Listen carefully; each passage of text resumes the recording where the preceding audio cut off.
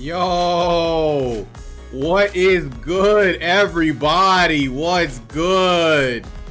Yo, what's good? How are you doing, my guy?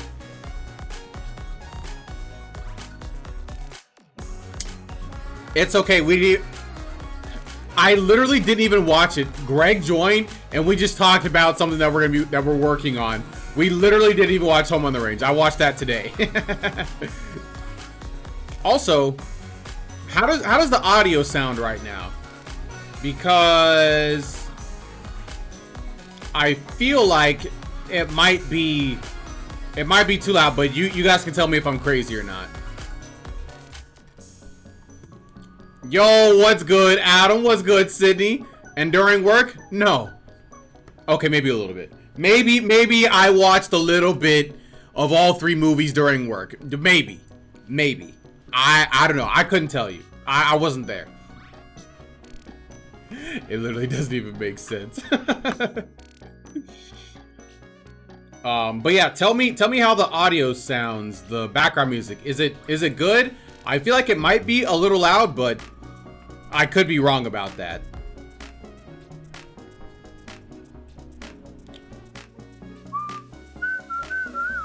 Also, this song is a banger. This song is so good. I didn't even realize there was background audio. Okay, so that tells me that's probably too low then, right? Okay, what about now? Yo, what's good, Greg? And yes, I found time to watch it. I found time to watch.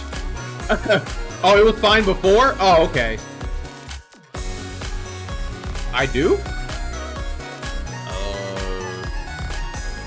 Okay, let me try something then? Let's see. Okay, we're doing this. This song is such a banger.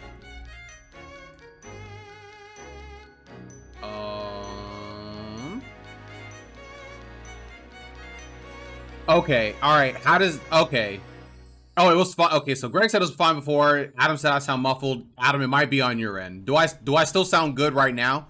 The music has in fact stopped right now, so there won't be any music for like the next few seconds, of course. Okay. All right, here we go. All right, so we have music playing in the background behind my voice now. Is my voice muffled? Am I good? Am I good? Or not? As long as a banger. But yeah.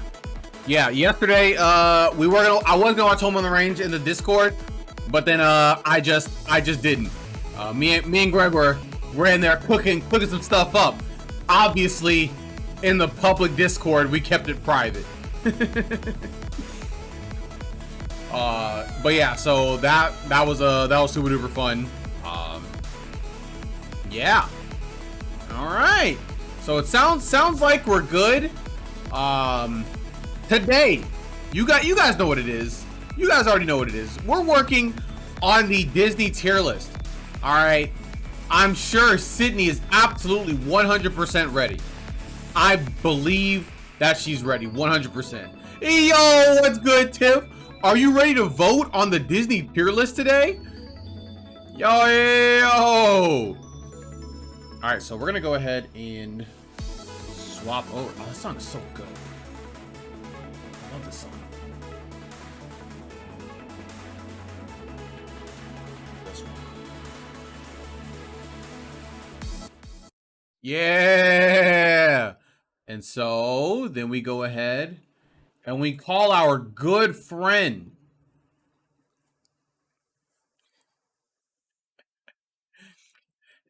Hey, yo, what's good, Jonah? And yes, there he is. There's the boy on the screen. Yes, look at him. Yes, he's adorable. He's panting. He just came from outside. He was having the time of his life. Oh my goodness. Sydney, is that you? It is me. Okay, say something again. It is me. Okay, beautiful. All right. It was weird. I could like hear you in multiple places for some reason. Ooh, was I a ghost? Kinda. Wait, why are you on channel B? Wait, hold Why on. am I on channel B? I don't know. I don't know why it swapped you. Should be on D. Okay. All right. 1 second. 1 second. 1 second. Okay. Say more words. Say more words again.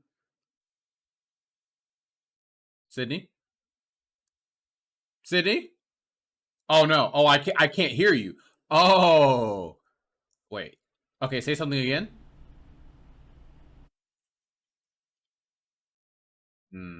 Okay. Maybe I shouldn't have touched anything actually. Okay. Hold on a second. Let's go ahead and move back over here. And again. Okay. And All right. again. Oh and God. Oh again, God. Oh God. I'm and sorry. I'm sorry. again, And again. Okay, I got you. I got you. I can hear you now. again, Yes, and I again, answered again. Oh no. And again. Oh no. Oh no, Sydney, I've lost her. She's been lost the time. She had to watch Home on the Range, and now she's gone mad. No, it wasn't that bad. Do you remove the dog cam title, by the way?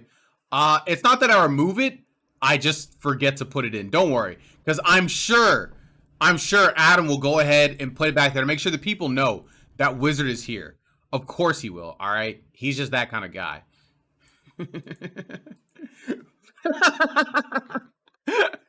he just kind of stopped putting it. Well, don't worry, Adam. We gotta put that front and center. All right, we gotta put dog cam. Dog cam has to be first. I used to put it, but I thought I kept getting delete. Well, it's not on purpose, Tiff. So don't worry. Go ahead and put dog cam in there. All right. We want the people to know. Isn't that right, Sydney? About what?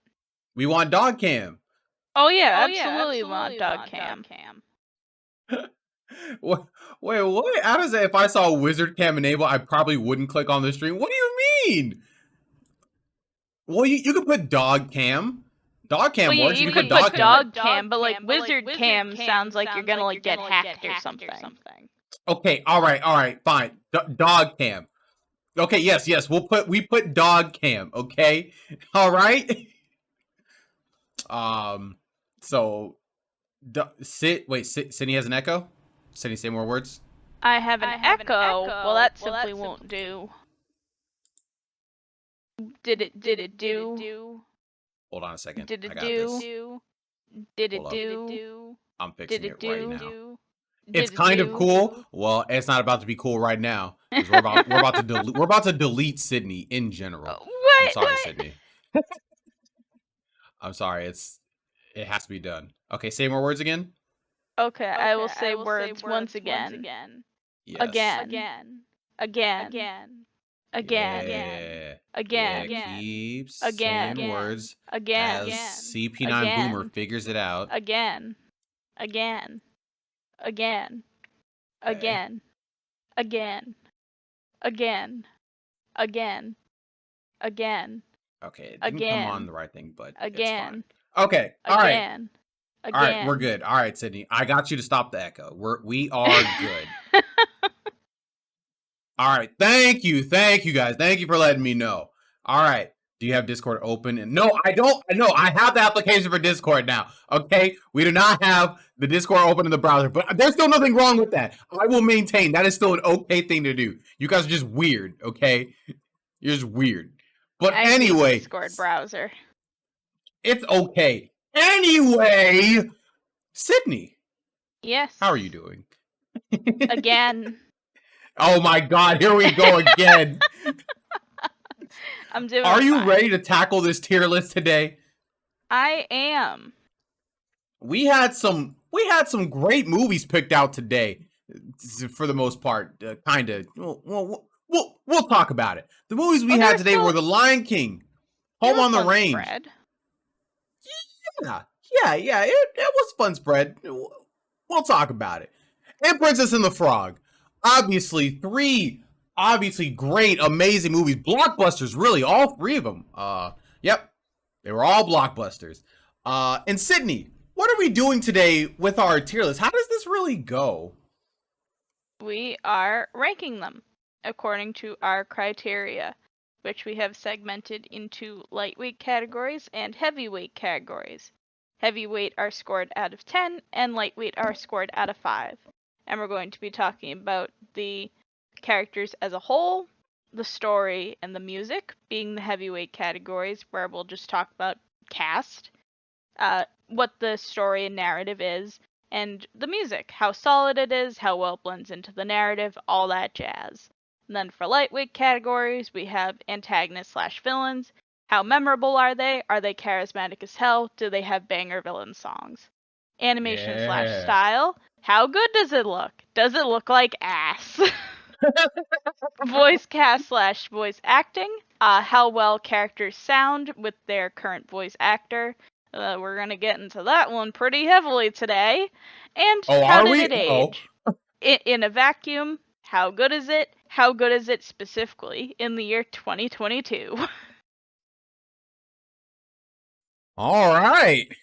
All right. Looks like we might have some stuff today, apparently. But we'll see with that voice acting. I'm very interested to hear what you're talking about.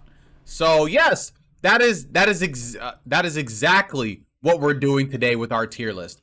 And so the first movie we're talking about, you guys are already okay. Maybe you don't know, but if you don't know, The Lion King, bro, a true classic, like a literal classic in like almost every sense of the word.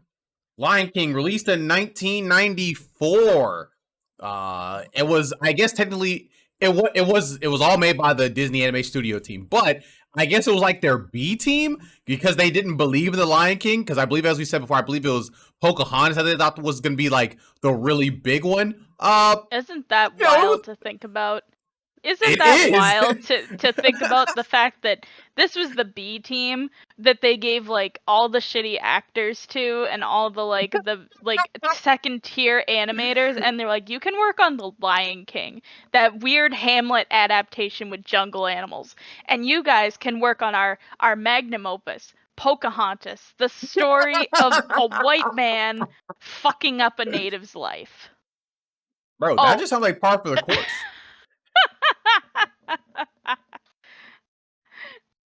Oh man. Yeah, Sometimes it's they great obviously to be didn't know on what the they B had in team. this movie. Honestly true, because they made an absolute banger. Lion King, oh my goodness, has one of the strongest like casts of like characters. They're just all so good.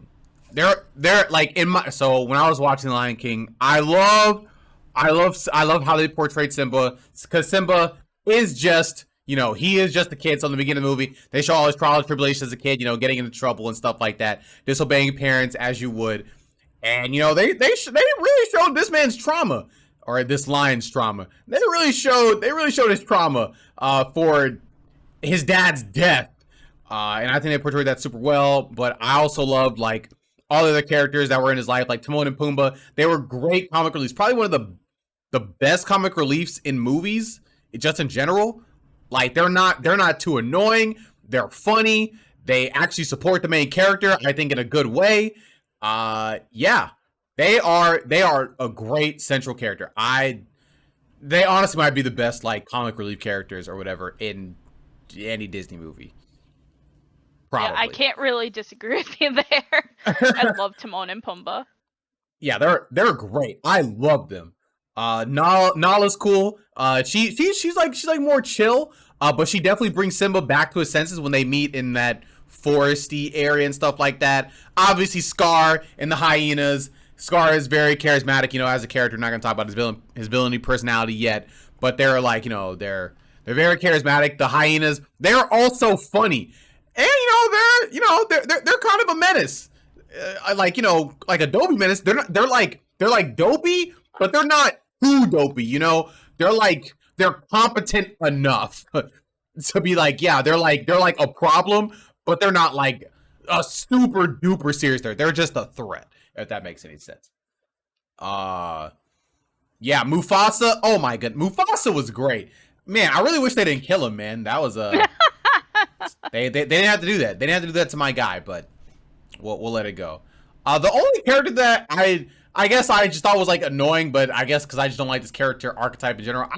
Zazu, he just I understand why he's there, voice of reason and all that.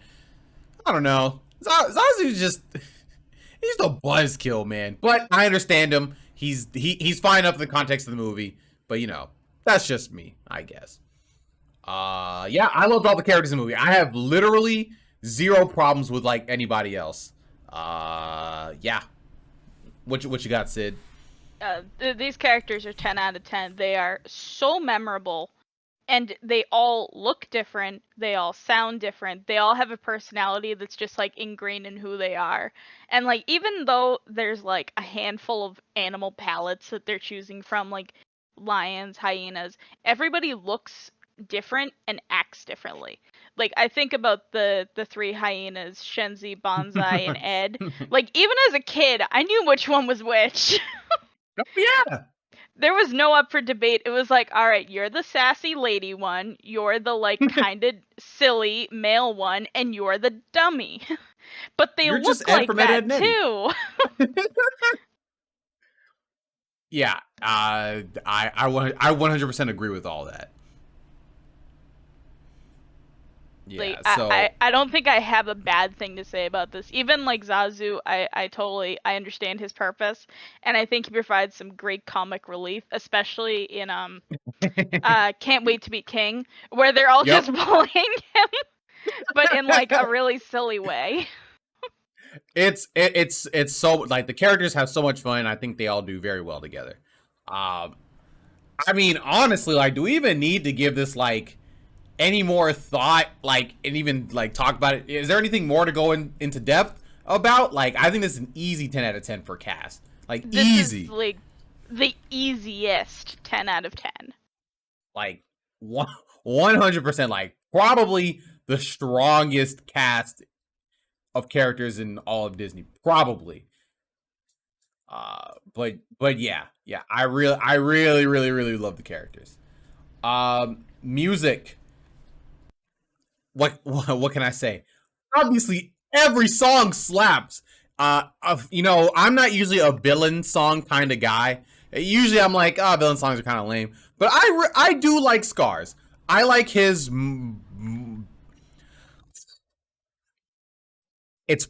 Okay, so it's either tied for first or it might be my second favorite Disney villain song. But it's still very good. Now, obviously, I'm What's more, the one or it's maybe not tied obviously. with? I guess just want to know. I'm just I guess curious. the one that is probably tied with Prince of the Frog. I really like that one. Solid. But we'll get to that when we get to that. But I was not expecting that because I hadn't seen that movie. But we'll get there. But yeah, I really did. Now, honestly, like, still, even though this is like a good like villain song, to me, villain songs, they're just a little too foreboding for me just in general. But if I had to pick one, this would be like one of the ones I'd be like, yeah, this is like a villain song. This is a villain song, so I gotta give it props for that. Yeah, then we have the very first opening song. I can't remember what it's called, but the first one when the movie opens up. The Circle of Life. Is that okay? Yeah, absolute banger. I don't even know where we talk about this, but honestly, it might be one of the strongest openings to a movie just in general. I really like the opening, but the song is like Chef's Kiss Purpose are perfect. Oh, I Just Can't Wait to Be King. Obviously great. Such a fun, just bombastic song. Love it. Of course, we are talking about the villain song. Hakuna Matata. Oh, Hakuna Matata. It means no worries. Oh my god, I love it. I love it. I love it. I love it. I love it. I love it. I love. Was that the last song? Is there another song that I'm missing? Can you feel the love tonight? Can You Feel the Love Tonight? That song was also very good. Maybe it's not one of my favorites, but it's a very good song. I can still remember it, so that's a good sign. Yeah, absolutely banging on music. Also, I realized I skipped story, so we'll go back to that after music. I was just about to call you after that. But I'm like, you know what? You are grooving with the music, so I'm just gonna let you go. Yeah. So yeah, go for it. I agree that Circle of Life is possibly one of the best openings in just any media because it is so sudden. Like, you turn The It is. Lion King on, and you're like, oh, okay, let's watch a Disney movie, and then it's just like, oh, that's right, we're watching a Disney masterpiece. That's right, we're watching The Lion King. Then it gets you. You hear those first notes, and you're like, oh my lord, I'm in for a treat. And just the way that it builds and swells, oh, it's so good. It is so good. And in the beginning, with all the imagery between like the smallest animals to the largest, and like the giraffes facing the light, all of a sudden, I love like all of the imagery in this entire movie. But I think that Circle of Life takes the cake for some of the most gorgeous scenery in the beginning of a movie ever, because you see just like the scope of the whole thing, of like, this is the animal kingdom. These are the people. They're gonna go see their new king. He rules over all of them, and he doesn't even know. He's a little baby. He's just a babby. Now, I've always wondered, like, so, they said there's like a tradition, but like, how did Mufasa and Rafiki even meet? Like, I wonder like how that even happened. I don't know why. I just thought about that. But anyway. Maybe they're like old college buddies. Maybe they played football together. Are you telling me Mufasa, he just straight up went to college? Yeah. That's crazy. And Rafiki was the nerd who helped him study so that he could stay on the football team. Bro, no shot Rafiki was the nerd. Rafiki was obviously the stoner spiritual kid. Easy. Who didn't have to study, but knew math really well. Sure, yes. I agree. And he was also probably really good at political science. Probably. I also I could also gush about all the imagery in Just Can't Wait to Be King, because watching that whole just musical sequence is just a trip. It's just so bombastic and colorful, and everything is so smooth with the lyrics, which is like one of my favorite things, is when the lyrics match up with what's going on in the background. And like, even when the elephants like step on the ground and it matches with the drum beat, I'm like, man, there's so much thought. Yo, B Team kind of went crazy. Also, Be Prepared literally having not so subtle Nazi imagery with the marching hyenas all in a line, all looking at their overlord. They did that. They'd made that decision to show off how evil they truly are. That was, a great way to show, like, these are the bad guys. So they have to show, and who better to compare them to than Nazis. So yeah, just in case it wasn't clear that they were the bad guys, the ones literally singing about the death of the king. Hey, no king, la la la la la la. They really had to hammer it in. But yeah, super duper good. Anything else on music? I love every single song, and if you just let me keep going, I could tell you more great things about each one, but I think this is the 10 out of 10 soundtrack. Easy. Literally easy. Like, absolute 10 out of 10, like 100%. So, all right, we'll go back to story. Yeah. Honestly, the story was really good. The story was really heartfelt. There was a very easy structure to follow, and I don't know, it just, it kind of resonates with me, like, because what I feel like from most Disney movies, when they're doing like their whole setup, I feel like it's a little too slow sometimes, and I gotta kind of really get into it, but this movie, they ease into it really, really good. We start at the beginning of Simba's life. Then, we show him later on, with his dad, obviously he has a lot to learn, so he's trying to pick up all the lessons he can from his dad. How to be a king, even though he's a little kid. But then tragedy strikes. Brother kills brother, and basically frames it on Simba, and Simba can't handle the trauma, and Scar tells him to leave, and Scar is very, very smart. He made sure to not get his hands dirty at all until the end when he just couldn't avoid it anymore. Yeah, then we had Simba's whole journey, coming to terms with who he truly is, not running away from his fears anymore, and finally coming to terms and really dealing with the issues. I think it was all expertly told. Yo, what's good, Dan? I think it was all expertly told, and yeah, it was kind of a okay. Let me think. Where did I have any flaws with it? Were there any flaws in the story? No,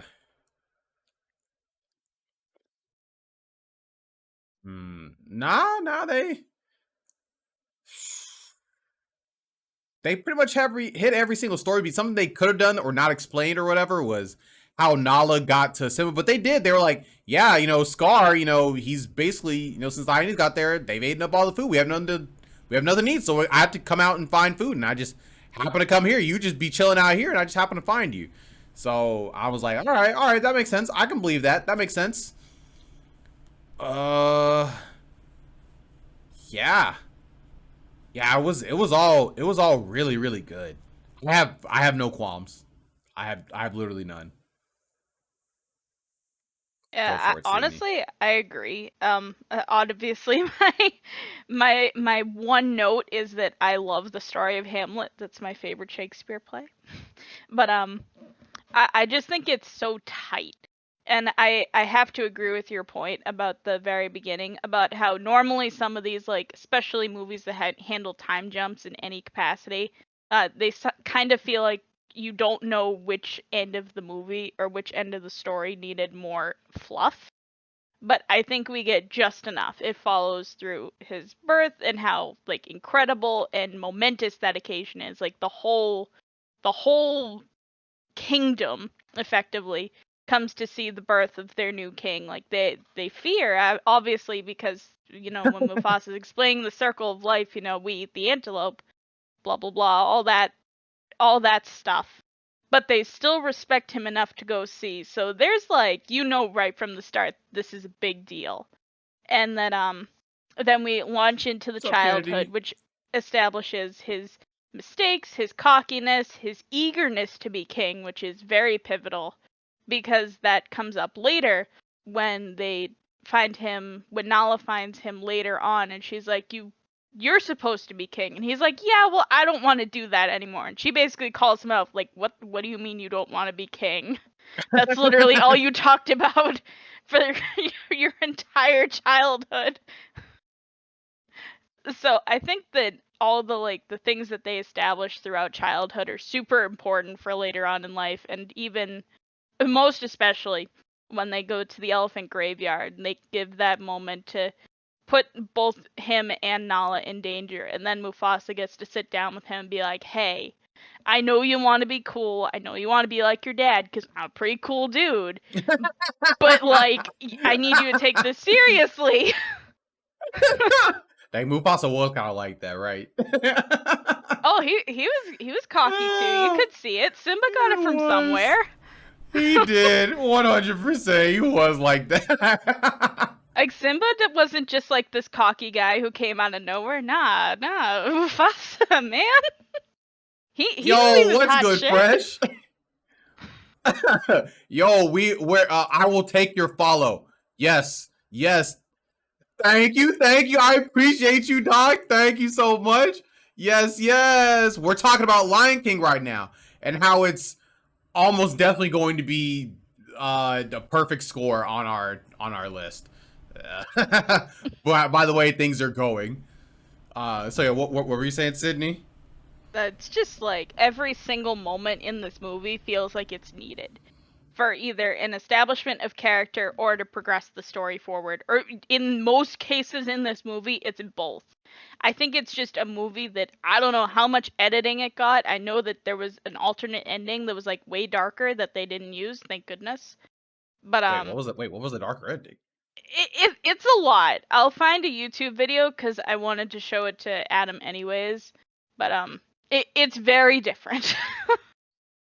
And I think as a result, we wound up with a very, very tight movie that honestly, you watch it and you don't feel like, well, that was great, but it's just, well, that was incredible and my life has changed for the better. Yep. And then I love how they ended the story or whatever with Simba, you know, being the king or whatever, and it was like, all right, now it's time for my kid. That's the Lion Guard. Yeah. The Lion Guard. It's a children's Disney show. The Lion Guard. I've never seen it. That's okay. It is for young children. All I know is that it is Kion, and it is not Kiara. Kiara is in the Simba's Pride, Lion King 2. They are different cubs. Okay, all right. They are different cubs. I ain't never heard of them, so I guess they don't really matter. But yeah, honestly, what do we even need to say it, Cindy? What would you give this story? It's perfect. It is kind of perfect. I don't have any qualms with it. Dang, Lion King's doing really well. Huh? What about the antagonists and villains? And oh no, they're all good. Oh no, they're all great. They're all fantastic. Scar is like my perfect kind of villain. He's charismatic. He's methodical. He's evil, but you know his reasoning, I guess, makes sense for a villain, and it's executed well. And I love him. And Scar, he's the villain you love to hate. He's definitely the villain you love to hate. He's just so smug all the time. He always has something under his. He always has something under his sleeve. You're just like, the only person who can keep him in check was Mufasa. But unfortunately, Scar knew that Simba wouldn't be the one to make him slack. And that was super unfortunate. But that's what makes him a good villain. Because even during all that, he felt no remorse. He was like, hey, this is what I do. I'll do what I need to do to get what I want. I am that guy. He's willing to kill children without hesitation. He kills his own brother. As soon as he got the chance, he was like, "Oh yeah, GG's my guy. Peace out." He's like, "I'm getting what I need," and I gotta respect it. I gotta love it. I also love the hyenas. Usually, I don't like the secondary villains, but nah, they were great. They were very funny, and they were kind of a menace. So I'm down. I mess with them. So yeah, antagonist villains for me is, yeah. You guys already know. What about you, Sydney? It's 5 out of 5. Scar is an incredible villain. He's cunning, he's calculated, he's evil looking, and he's so damn like theatrical and just sassy. He knows he's hot shit. He and Mufasa, they were bred from the same bread. You know, it just they both ooze charisma and they both know that they're hot shit, but in other ways. And I love that so Scar is just so damn dramatic. It's like you watch him and like he's not sympathetic in the least, but if you break down what he's doing, it's like, you know, he is like, I understand him though. He's the younger brother. He's waiting to become king. He just wants what's rightfully his, and this pesky little kid's in the way. I get it. Bro, this pesky little kid's in the what? Okay, all right. Simba did not choose to be born, okay? Just because he got the throne, you know, that's just the way that hierarchy works. But you know, I do kind of get him though, because he's like, hey, you know, I kind of been waiting. This is what I kind of want to do. Do I deserve it? Not really, but you know, I think I should get it though. As a small little throwaway bit of information, Scar's original name was Taka, Taka, And if you look up the direct translation in Swahili, it means waste or garbage. Hey, So yo! they are named King and Garbage. Yo! They did not do my man or attempt to do my man dirty like that. Oh no, they knew what they were doing. Yo. Hey, yo! They say, hey, we gonna name him Taka. Oh, what's Taka? Trash. Because that's exactly what he belongs to after what he does to Mufasa. Oh, no! Bro. That's absolutely wild. Good thing they didn't name him Taka, you know. Good thing they didn't disrespect him too hard like that, you know. See, Greg gets it. Scar has every right to be furious if his name is Garbage. Why would you kill your brother and not your parents? Well, I guess they're already dead, you know. I guess somebody has to, you know, die for it, I guess. Yeah, you're right. But yeah. Yeah, I agree with you though, Sydney. I think this is a 5 out of 5. I love it. I love it. I love it so much. Animation and style. What are your thoughts on this, Sydney? It's just so damn classic. Like, you look at this movie and it's just so pretty. And even the things that you know that probably they had some help with, like, CG and things like that, they still blend really well into the movie itself. And I think that in addition to it, they also know when to pull out, like, a really stylized look. Like, whenever they're doing musical numbers. Like, Just Can't Wait to Be King, with the sweeping colors and how everything is, like, super saturated. And at the end, when they're all on that big tower of animals and it's like a big castle, but it's just made out of, like, antelope and ostriches, it's just so cool looking. It is! I really love... It's beautiful. It is. I really love, like, the beginning. Like, that beginning shot when the sun is rising. You're just like, oh! Oh, this looks so good. I was just like, okay. And then there was one shot. It was I believe it was either in the point after Mufasa died or before. I can't remember, but it was, or maybe it was after the beginning. I can't exactly remember, but it was like raining and like they had like a shot of like the savannah, and I was like, wait a second, did somebody just take a picture of this and just put it in here? This looks so good. I was like, oh my god, like this is incredible. This is beautiful. Anytime they show Rafiki anywhere, he just always had like a beautiful moment or whatever with the animation just looking spot on and great. I'm just like, okay, all right, calm the freak down, guys. You didn't have to animate this hard. The beautiful area or whatever when they showed the sweeping shot when Timon and Pumbaa first showed Simba their place, I was like, oh, this is beautiful. Oh, this is great. Oh, I can't. Oh, animators, how are you doing this? Yeah, in my opinion, this is the best looking classic or Disney Renaissance movie. At least out of all the ones we've seen so far, this is 100% the best one, and I love it. I love it so much. I think it's just a great example of, like, Disney classic style with throwing caution to the wind and being like, let's add as much style and color as possible. Because, like, you look at things and it's like, well, that's not realistic, but your brain goes, but it makes me happy. But it makes me happy. Alright, this movie did make me very happy. I was floored. This movie, I just love looking at this movie. It was just, yeah, anime style. This is literal. This is like basically the blueprint for like classic Disney like animation. Like it's so good. And so it's so good. I think it'll be crazy if we gave it anything less than a 5. It's like, when I think about a classic Disney Renaissance movie, this is the one that I think of. For like all the number of reasons, but most especially because it's just so colorful and bright. Hey, I agree, because you guys know how much I love colors.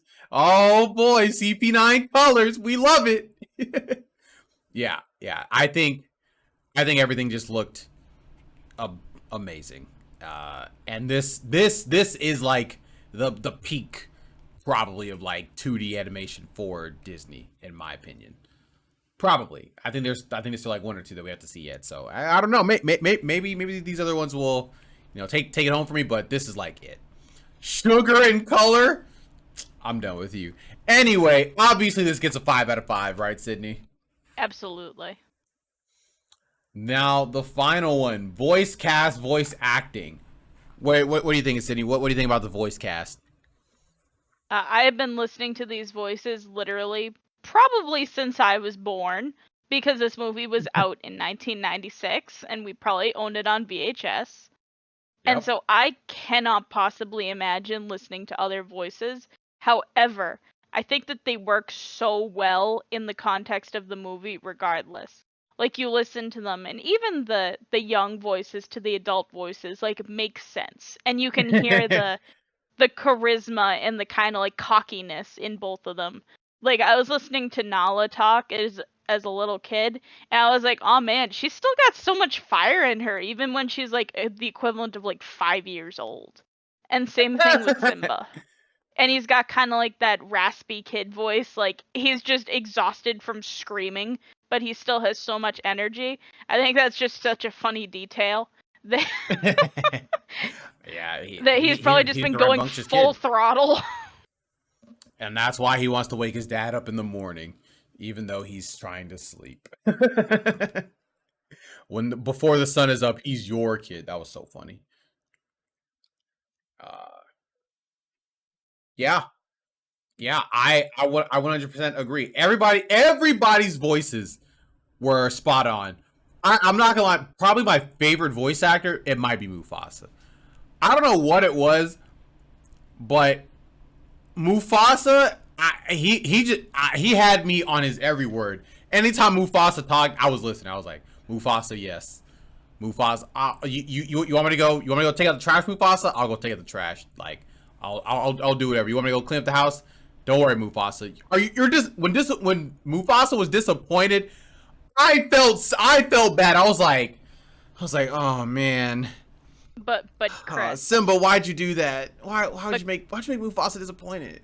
But Chris, would you cut the grass if Mufasa asked you to? I mean, I guess I would have to, because Mufasa makes me respect him. So I guess I got it. I guess I got to cut the grass. Unfortunately, it's a whole savannah, but we'll get through it eventually. Yeah, I love Nathan Lane. I love so Timon and Pumbaa. They have so much energy, and they're just having a blast bouncing off of each other. They're like, the fact that not only do they have such a fun comic relief, just like characters, because they're like Simba's adoptive parents while he's trying to figure out his life, they're just great voice actors too. They really are. They sound like they might have been doing a little bit of improv in there, but I don't know. Maybe they were, maybe they weren't, but it sounded good regardless. Would not be surprised if that was the case. I also love, like, I just gotta go back to Scar and how smug, like, his voice actor was literally perfect. He's like, oh, Jeremy Irons is so good. He's so good. Is it British? Was that a British accent? Like, I have no idea, but whatever accent they were doing for Scar to make his intellect shine, it was perfect. And I loved it. I think that's probably part of the reason why I really love Scar in particular, is because, like, he almost brings a little bit of, like, classic Shakespearean actor into the role, and I think that's just super fun. Fun fact, I literally squealed one time when I was homesick because I was watching a nature documentary about lions, and Jeremy Irons was the narrator. And I was like, it's Scar! Bro, he knew what he was doing. He was like, well, I did the Lion King, so that's pretty good. I got this. Yeah, he was kind of right. Yeah, I have no qualms about any of the voice cast. Like, even Zazu just like in general, like his voice cast Mr. was Bean. great. Mr. Bean. Yeah. It's Rowan Atkinson. 5. 5. Absolute 5. How did it age? Yeah, I think it aged really, really well. Every single one of these points in this movie are applicable today. You know, you got being brave is not, you know, just about going out looking for trouble. You only have to be brave, or you're really only brave when you have to be, and you know that's when you know you need to protect the ones that you love and things like that. Let's see. What was something else? Don't ignore your responsibilities. Try and confront the past. I don't know. There's probably a lot more that I can't think about at this exact moment. But literally every single one is like gold. And thank you, Mufasa, for teaching me all these, for teaching me most of these lessons. I appreciate you. Yeah. Let's see. It's still great to watch now. There are so many fun like songs and numbers that they go throughout the whole thing. So it's easily fun to watch. If I put this on for like a kid right now, they would absolutely love it. 100%.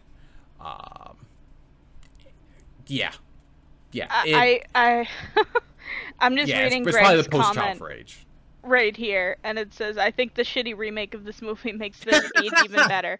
And I have to agree, because this is one of the examples of the live action Disney remakes where you watch it and you're just actively looking at all the things that are not in the animated movie, because you're like, wow, this movie's really ugly.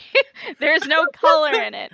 Wow, I don't like the voice acting at all. Where'd it all go? Where'd all these bombastic musical numbers go? I want to watch the original. And then you go home and watch the original and you're like, wow, what a better movie experience. Like this is 1,000,000,000% better. Even though I haven't seen the remake, maybe I should watch that. Oh, don't? All right. You don't have to tell me twice. All right, I won't. Hey. I also have to share one thing, you know, all these Disney tier lists, I usually find a great meme or some awful bit of advertisement. Okay. I need to show you the funniest advertisement I ever saw. And I never took a picture of it, but I saw it on a billboard, and I just put it in the Discord general chat, and you can share it with everybody. It's the picture of Simba and Mufasa, and it says, "Take time to be a dad today." And I just remember seeing that with my mom in the car, and I was like, is that a threat? Is it a threat? Did Scar make this? Scar did make this. Take time to be a dad today. You know, because you never know when you won't be in your kid's life, you know? Just remember. Be a dad. Yeah. Tomorrow you might not be. Oh no! When you say it like that, it sounds worse. She said, "Oh yeah, take time to be." Because hey, tomorrow, your son might not have a dad. Who knows? Yeah. But yeah, I don't think there's any more debating. Like it aged pretty much perfect, right? Did you have any more thoughts on that, on the aging? Because I think it's clear cut. It's just such a great example of a movie that has so much polish. And I just wish that I could have been there in 1994, right before they released it. And not the Disney like executives who decided that this was their B team project. I want to hear from the animators, from the people who poured their heart and soul into this, if they thought this had a snowball's chance in hell of working. Because like obviously it's like when you submit a big paper and you convince yourself, no matter how much energy, no matter how much time, no matter how much effort you put into it, like this couldn't possibly be an A, right? I couldn't possibly get an A on this paper. That literally happened. That literally happened to me one time in philosophy. I got a literal 100 on the paper. I was like, what? I was actually floored. But yeah, I know exactly what you mean. Yeah, I feel like they had it on this would have done well. Maybe not as culturally like well known and like revered, but there's like I was like, bro, there's no way this movie doesn't do good. But you know, there were some other animators that made Disney movies that thought they were gonna be bangers, but they weren't. Unfortunately, at least critically. Pour one out for Treasure Planet and Atlantis. Pouring out for the homies. Good movies, but they just didn't hit culturally. But luckily, Lion King did with an absolute clean sweep, fives all around. Oh my goodness. I can't remember. Did Lilo and Stitch also get a perfect score, or did they get a 49? I literally can't remember. I think it was a 49 or a 48. I think yeah, I think it was a 49. But regardless of all that, you know that Lion King, it has to be the top of this. Even though if I had to choose, I would still watch Lilo and Stitch before I watch Lion King. Like I would go to the grave for Lilo and Stitch. But you know, Lion King, I think if we're looking at everything together, it's got to be the best Disney movie, right? It's got to be.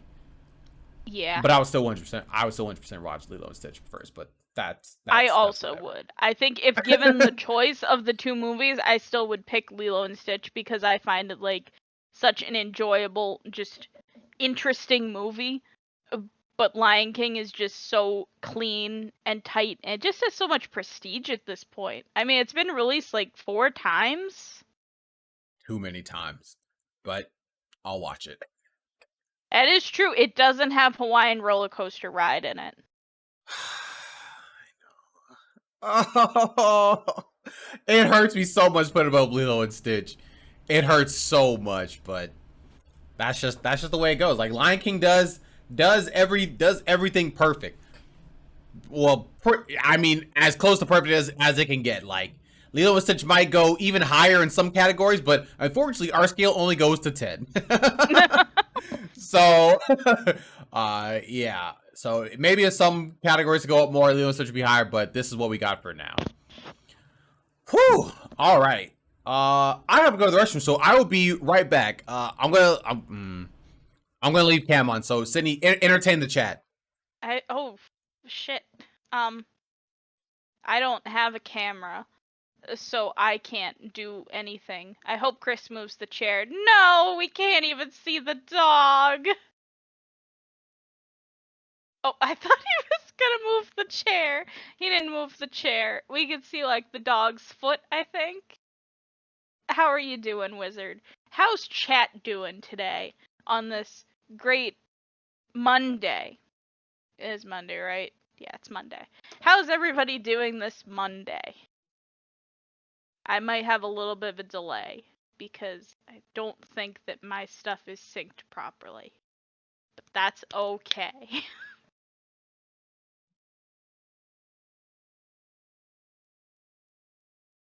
No one's gonna contribute. Yeah, no, well, it's just I'm glad to hear that you're chilling. Oh, good, we're getting responses. Good, Greg. I'm glad to hear that you're chilling. Dan, I'm glad you're doing good. Thank you, Adam, for telling me I'm doing great. I hope that my blabbering pays off for once. My mom always said that I was a blabbermouth and that I talk too much, so you know, maybe it'll be good for keeping people entertained. I don't have any fun noises or things. I can like clap my hands into the microphone. That's not bad. Oh, I think the dog moved. Yeah, I think the dog moved. Okay. I do not have to go to the restroom. I am very hot. So I'm going to take off my sweater, but I'm going to wait for Chris to get back so that you don't have to listen to the weird muffling noise. Even though I could probably just mute the mic. But, you know, then you can't hear me. Then you lose all your entertainment by me not being here. Let's see. Do I have any other fun memes that I can't share with you instantaneously, but I can share in the chat? Let's see. Do I have any other fun Lion King facts that I can share besides Scar's name meaning garbage? Not particularly, unfortunately. I know that there was a cut song in The Lion King called The Morning Report, and it was sung by Zazu, and I believe they had redubbed Simba.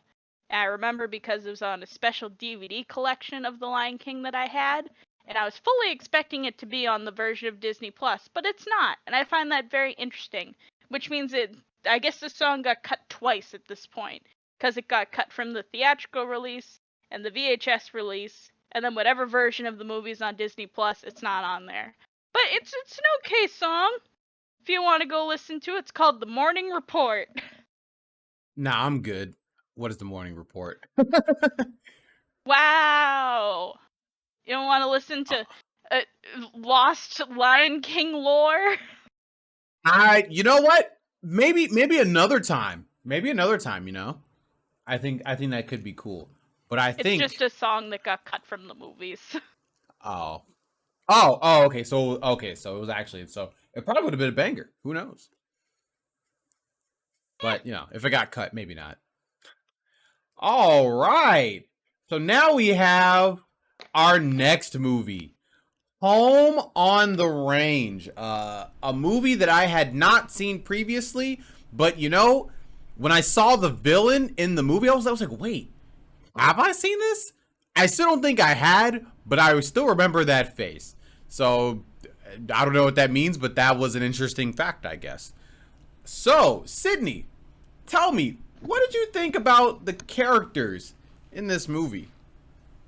Oh boy. I Uh-oh. watched this movie probably like 2 years ago. This was one of my pandemic movies. I went back and I watched a whole bunch of like the mid-tier Disney movies that I didn't Pandemic. watch from like the mid 2000s that I just didn't watch. I watched like this and Bolt for the first time, I remember.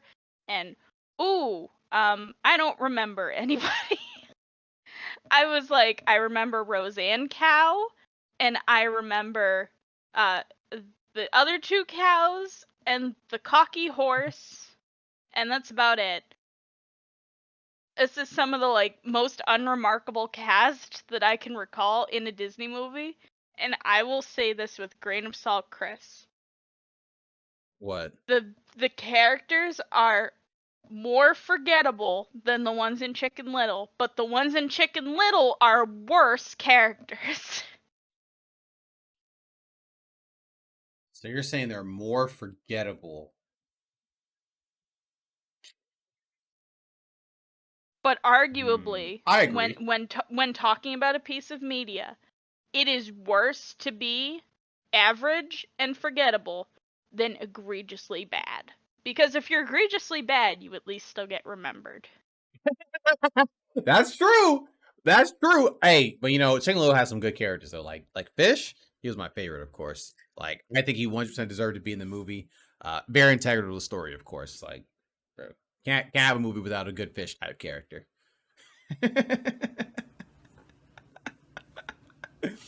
But yeah, you know, the characters in this movie, they were just kind of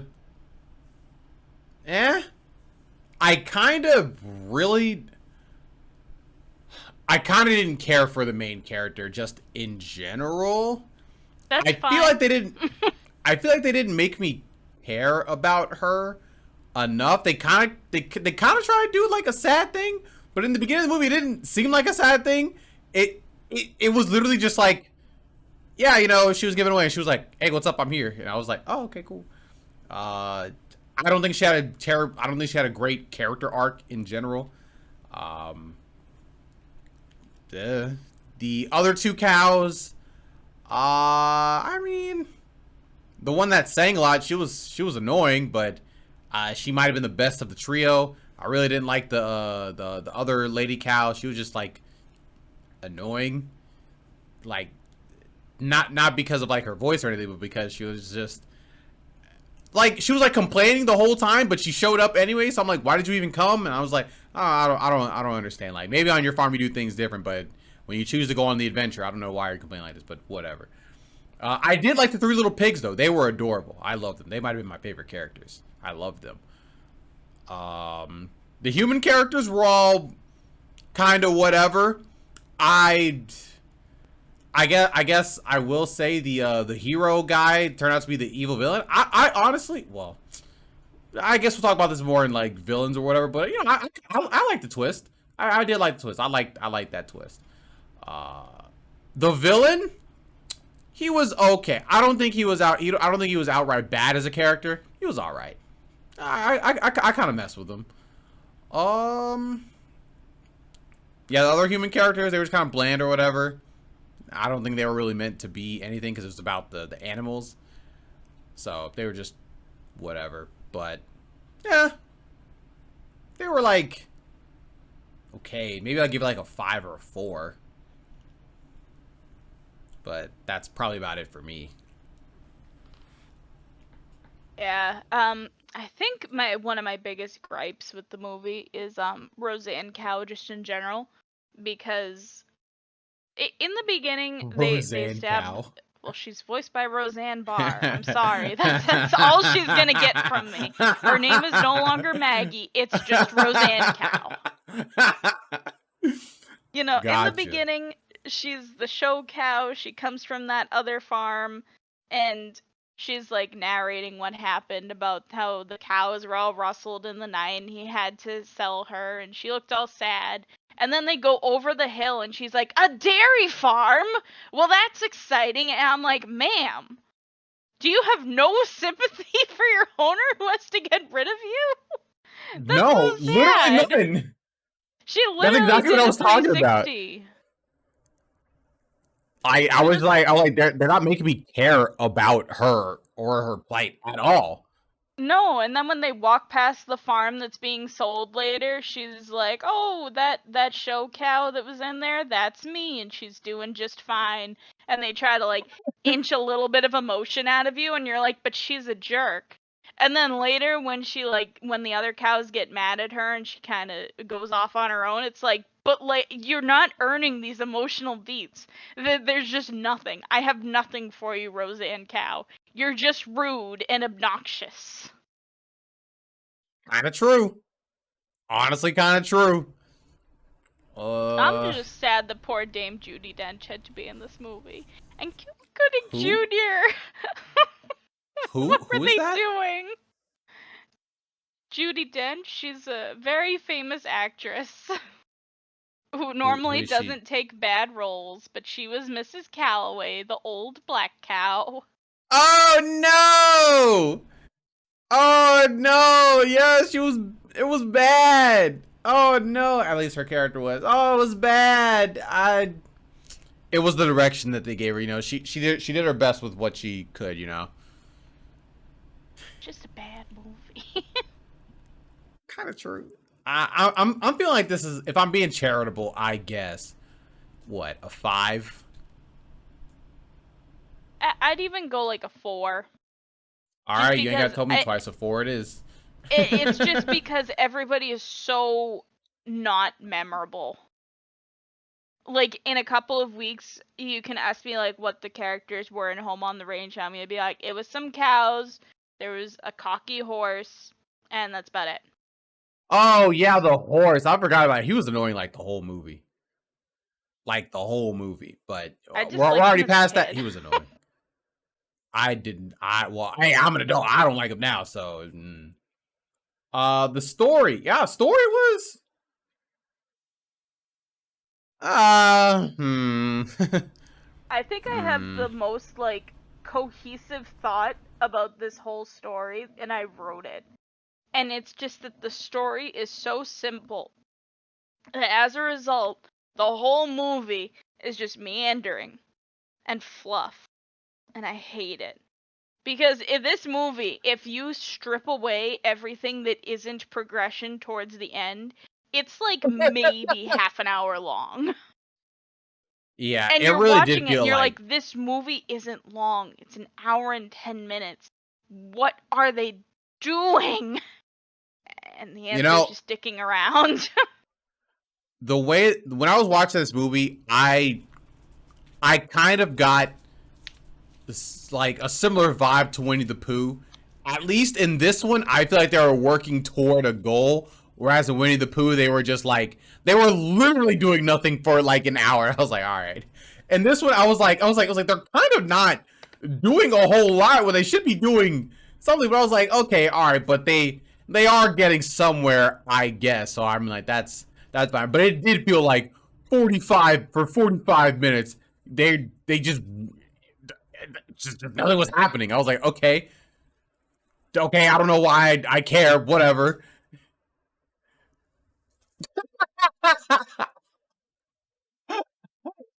Sydney, what do you mean? Twisting the dagger? Okay, I am not twisting the dagger. Okay. Candy says Home on the Range is the cinematic. Are. That was not a dagger moment. That was not a dagger moment. I was giving my honest feeling on how I was like feeling at the moment. She said Home on the Range is the cinematic equivalent to a deep.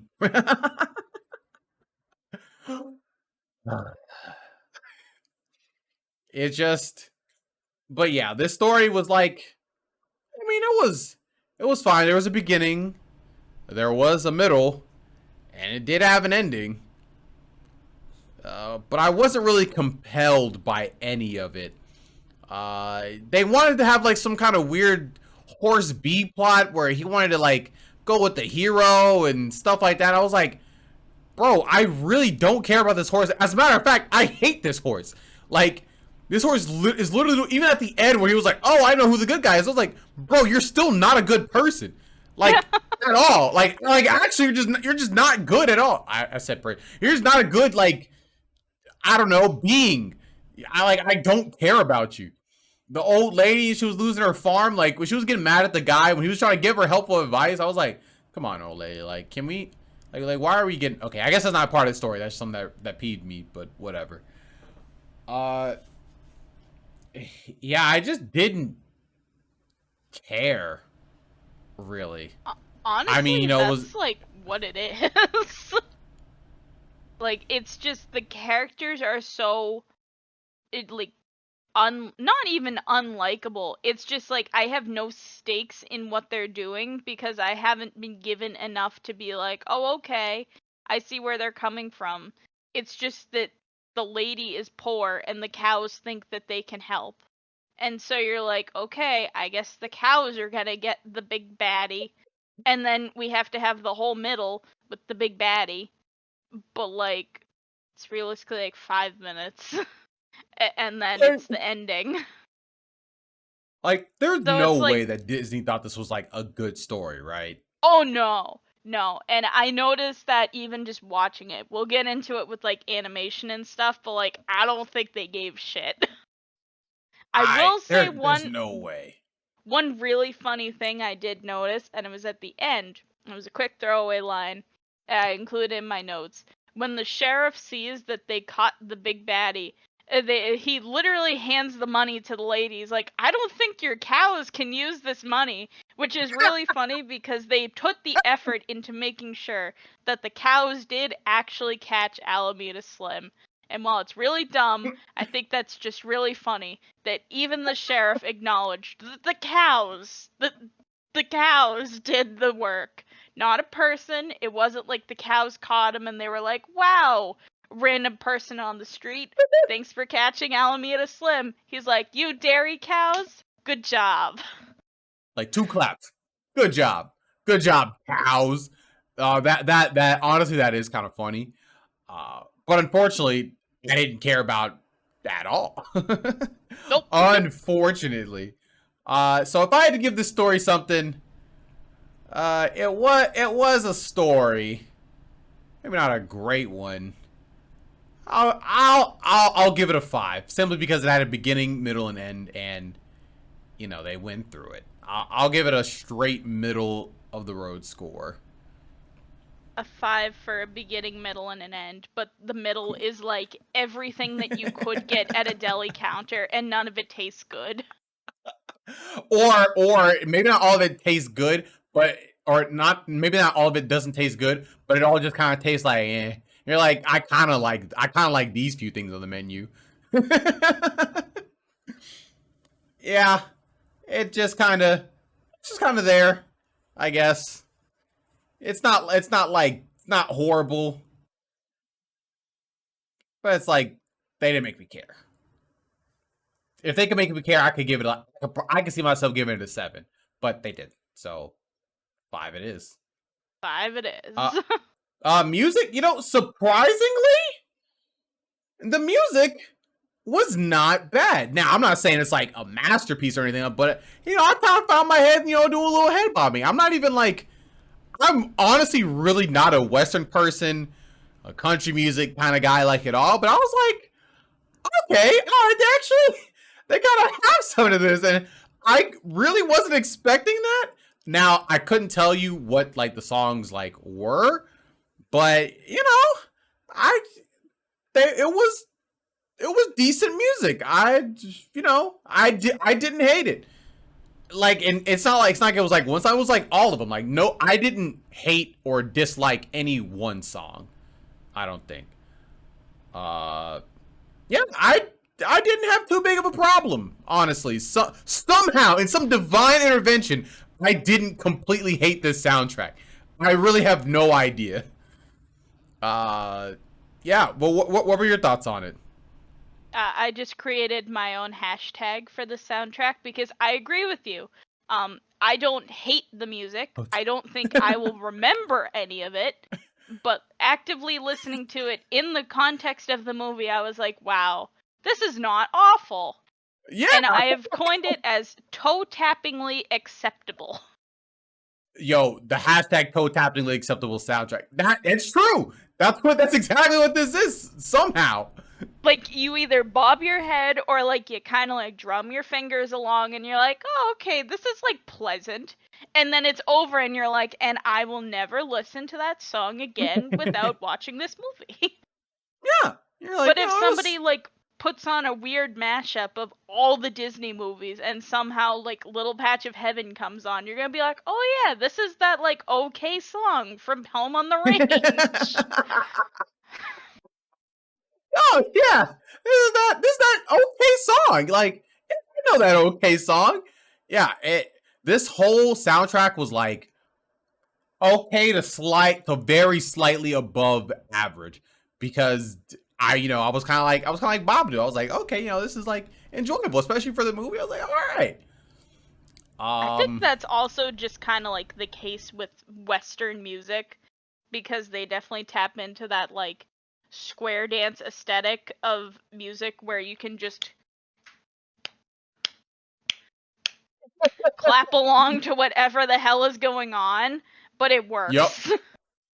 It does. I mean, it was very surprisingly effective. It's amazing what an aesthetic and a song can do when paired together, honestly.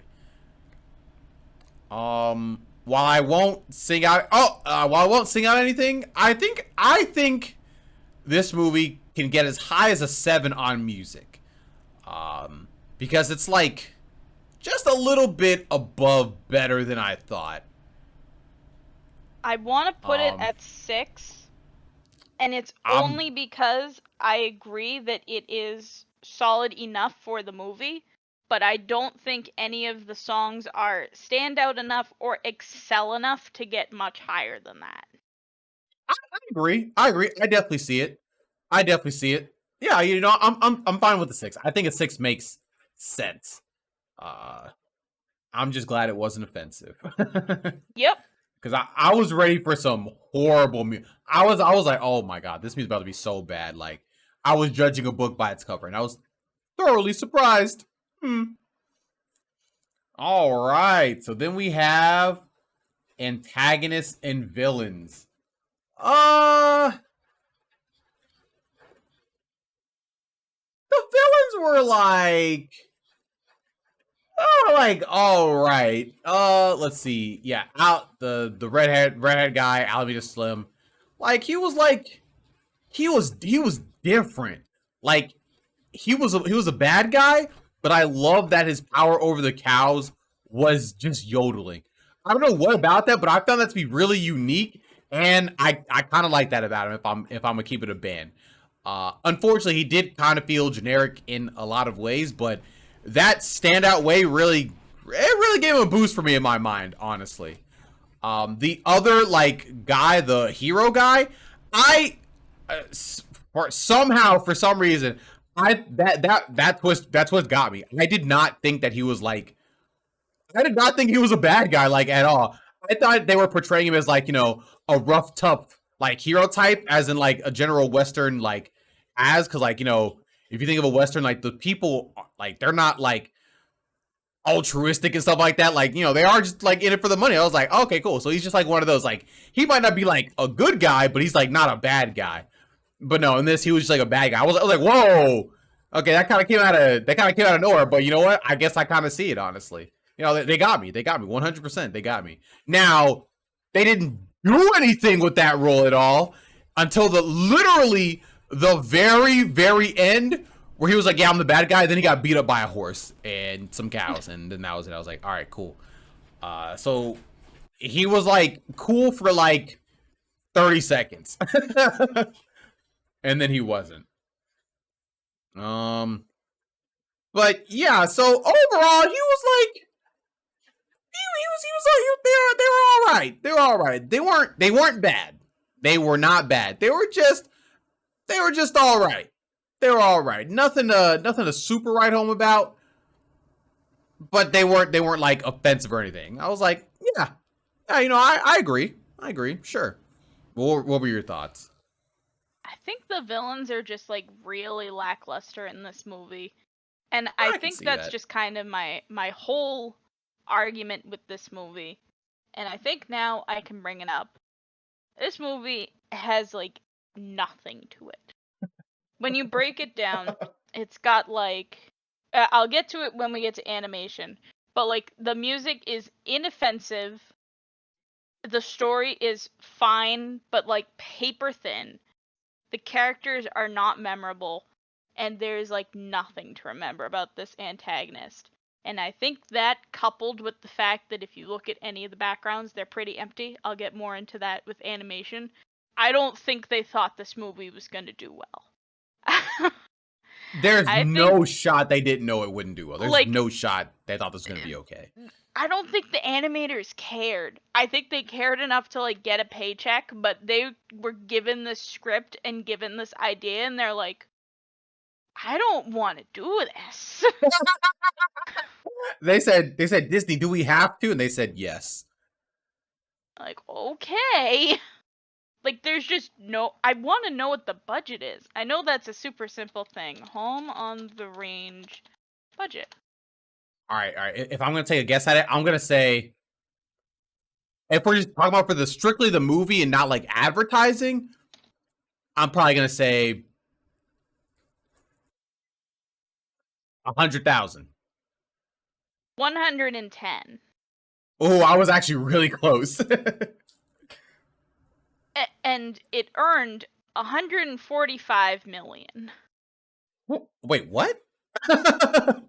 Oh. It was 2004, and people were just seeing Disney movies because they were Disney movies. That's kind of the rough thing about this all.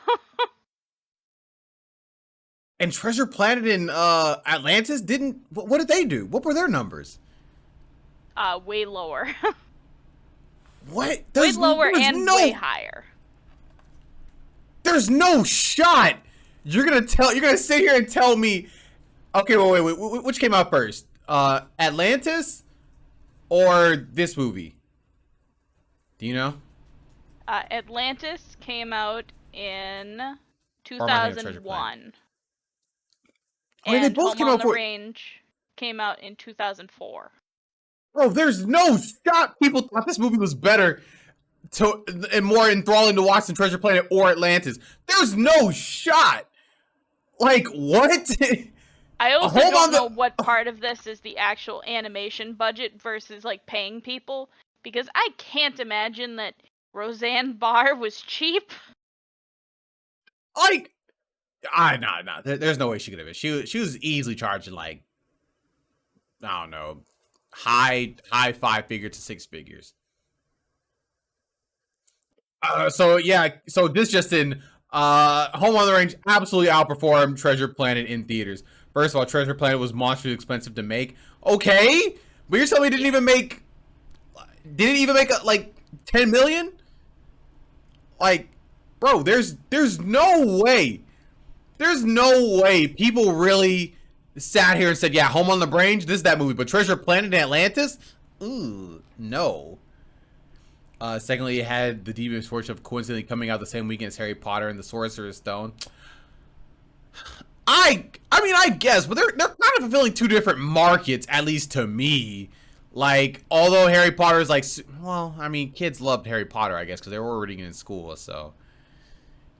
I mean, I don't know. I just think there's something wrong with that. Roseanne had been over for like 8 years at that point. Hey, but she's still a household name, I guess.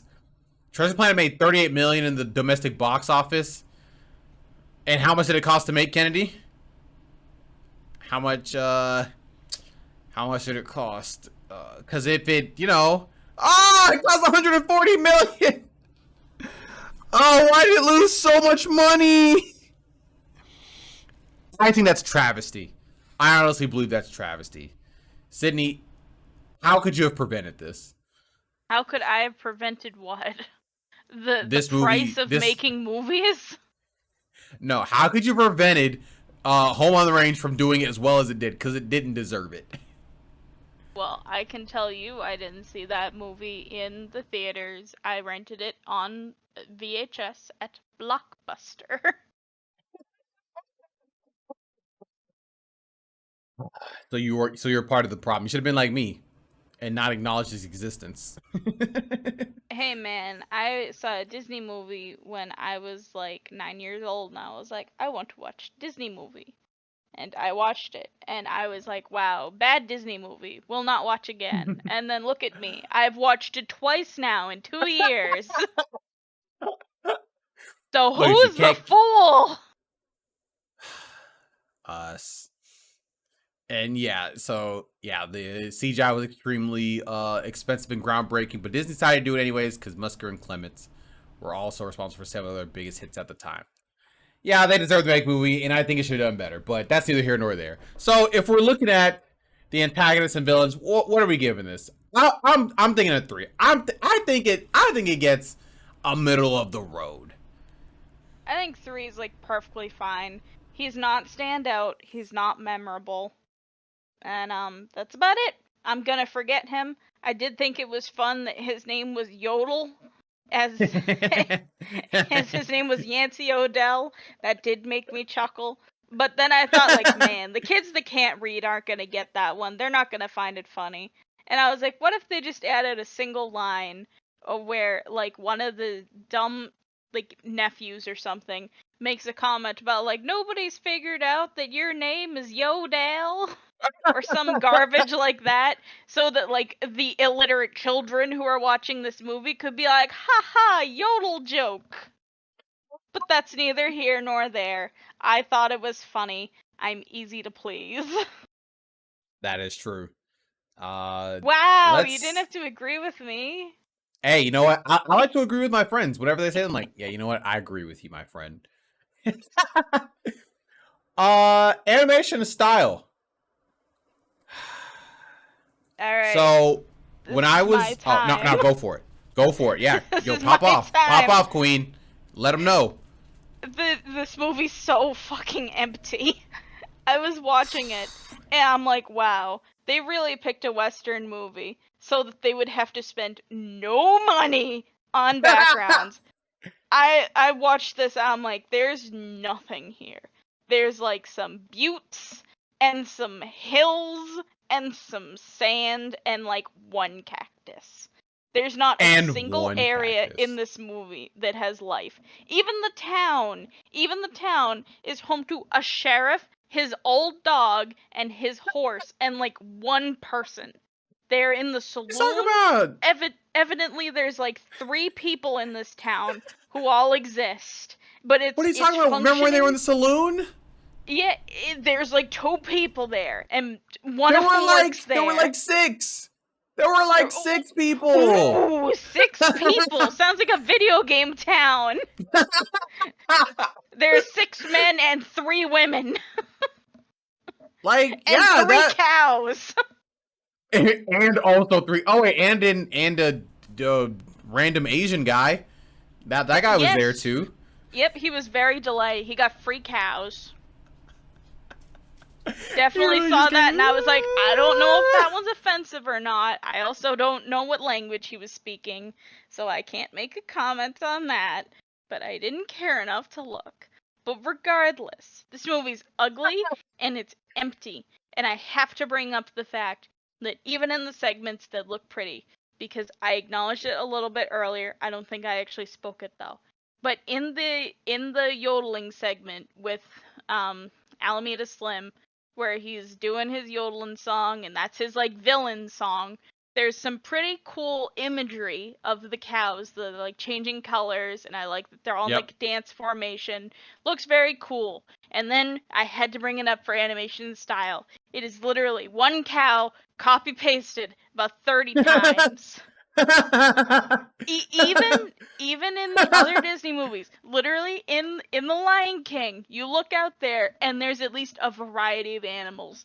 Even if the giraffes look the same aside from Yeah. the height, there's elephants, there's anteaters, there's zebras, there's other things. They literally made this movie and they're like, what if everything is just cow, but the same cow Just cow. 300 times? What if we just hit the copy paste button 300 And times? it looks so lazy and it looks so cheap. And I get now why people look at this movie and they're like, this isn't a Disney movie. It's because there's not a single thing here that oozes Disney. It's got like throwaway expensive actors as the voice actors. There's absolutely nothing in the backgrounds. And it is forgettable villain, forgettable music, and forgettable main characters. It's just so soulless. It's like they literally looked at the calendar year, and they looked at 2004 and like, man, we gotta make an animated movie. It's about that time. We gotta make one. Do you have any ideas? No? Okay, well, what if we do the laziest thing we possibly could? What if we put the least amount of effort into a movie ever? So little effort that even people who watch the movie will forget it exists. Not because it's so awful, but because it is so boring. Oh, yeah. It. If I'm looking at the animation style, so when I was first looking for this movie or whatever, because I was gonna stream it, I was like, all right, where can I stream this?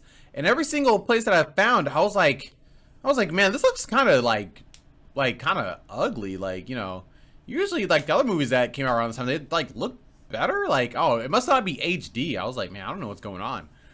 And then, you know, once I finally didn't watch it on, you know, whatever, I was like, all right, I'm just gonna watch it on Disney Plus. And I was looking, I was like, wait, is this just how it looks? Like, it just looks like it, for whatever reason, it doesn't even look as good as Atlantis or Treasure Planet. Like, it's like Atlantis Treasure Planet looked great, but I don't know what they were doing with this one. It's like they didn't know how to draw it in high res, or maybe they never put this in high res. I have no idea, but it did not look amazing, really. Oh my god, Chris, it got so much worse. I just It typed got- into Google 2004 animated movies, and you should screen share. You should see the absolute Oh, wait. audacity they had. Hold on one second, dog. Dog isn't back popping. Hey, stop, dog. He has a name. All right. Okay. All right. Oh wait, hold on a second. Where is it? Okay. All right. Sit. There you go. All right. What were you saying? What were you saying? You should screen share and share with Screen the share. class animated movies from 2004 and just see what else came out around that time. What other technical advances were we doing in the year 2004? And we got this. Let's see. Animated movies in 2004. I just want your raw, honest reaction to these picks. Okay. And so you're looking at the popular 2004 animated movies, right? Mm-hmm. All right. So let's check it out. Let's check it out. Let's see what we have over. Whoops, sorry. Wrong tab. Over here. Here we go. All right, so here we go. We got Enhance. Hey, we got Shark Tale. I like Shark Tale. The Polar Express. I might have liked that as a kid, but it's very uncanny now. Howl's Moving Castle. I hear that's a Ghibli masterpiece. Oh, The Incredibles. Oh, it's so good. The SpongeBob movie, absolute banger. Home on the Range. What is this? Mind Game. What the freak is this? What is this? This is horrible. You should scroll down a tiny bit too. Do you want to know what else came out in 2004? Just scroll. Scroll. Oh, Shrek 2. Yep, Shrek 2. Like Shrek 2? Shrek 2! Yo, people love Shrek 2. Imagine the audacity of putting out Home on the Range the same year that Shrek 2, The Incredibles, Howl's Moving Castle, and the SpongeBob movie come out. And I only bring up the SpongeBob movie because it literally is Nickelodeon. That is true. It is literally Nickelodeon. Their budget was $30 million. Wait, SpongeBob's budget was $30 million? That's like a fifth of Home on the Range. Wait, their budget was only $30 million? Yeah, for SpongeBob. And wait, how much was the budget for Home on the Range? 110. Wow. Okay. Huh. I did not know that. What? There's no way. But I'm positive SpongeBob probably made like $2 trillion, something like that. There's no way that movie like sold anything less than 100 million, like easily. At least a few million of that was for Hasselhoff. Horrible. Oh, Teacher's Pet. But anyway, yeah, these are some bangers, and this, in fact, was not a banger, like at all, at all. Unfortunately for them. But yeah, like the animation, it just like, it did not hit with me. I don't know what it was, but you know, when you're looking at the cows and like, when you're looking at them like head on or like sideways, like where their tail is, it's like too pointy. It's like they have some bones that are like way too pointy. I don't know what it is, but that kind of bothered me. But it just didn't look like Disney. It didn't look like what I come to know. It wasn't like as smooth as I would have wanted it to be. It wasn't as clean in general. It did feel very empty a lot of the times. I guess I will say that they were kind of like in a desert, so you know, I guess it kind of makes sense. So I guess I won't give them too much for that, but it did feel like it was kind of lacking a decent bit. I was not impressed with the animation at all, like actually at all. There wasn't anything very beautiful or breathtaking in the movie at all. Usually in the hand-drawn one, they have stuff like that, but not in this one. So honestly, I'm thinking a 2 on this one. Yeah. I really am, honestly. I'm good with a 2. It's bad. It's like middle of the road, and then it's just empty. Yeah, I'm absolutely not a fan. Voice cast, voice acting. I mean, wait, what the freak? Why can't I remember what they sound like? I just watched this movie today. Wait. Okay, I know what Roseanne counts. Okay, I remember what the yellow cow sounds like. She's like sad or mopey, or maybe not sad, but more like mopey. Okay, She's I like remember a the black space cow shot. now. A what? Like a space shot. She's like spacey. Like an Oh, okay, airhead. okay. Gotcha. But yeah, I don't really remember anybody else's voice had like what they sounded like. I think was Buck Chris Rock? No, he was Cuba Gooding Jr. Okay, that's who it was. Like the voice is very fuzzy in my head, but I was like, wait, was it him? Okay, Cuba Gooding. Man, whatever happened to that guy? Yeah, I mean, everyone was very forgettable. I don't think any there was actually zero standout performances. Like there actually was. There were just voices put on characters, and while they weren't offensive or anything, I wasn't floored like Mufasa. Nah, there's just like, there's nothing here. Everybody is just speaking how they normally speak. And it's just such like a waste of talent, honestly. It is. Because like you look at these people, it's like, what are you doing in Home on the Range? Like, why are you here? They're like, they paid me $30 million. You know, I'm like, okay, I guess.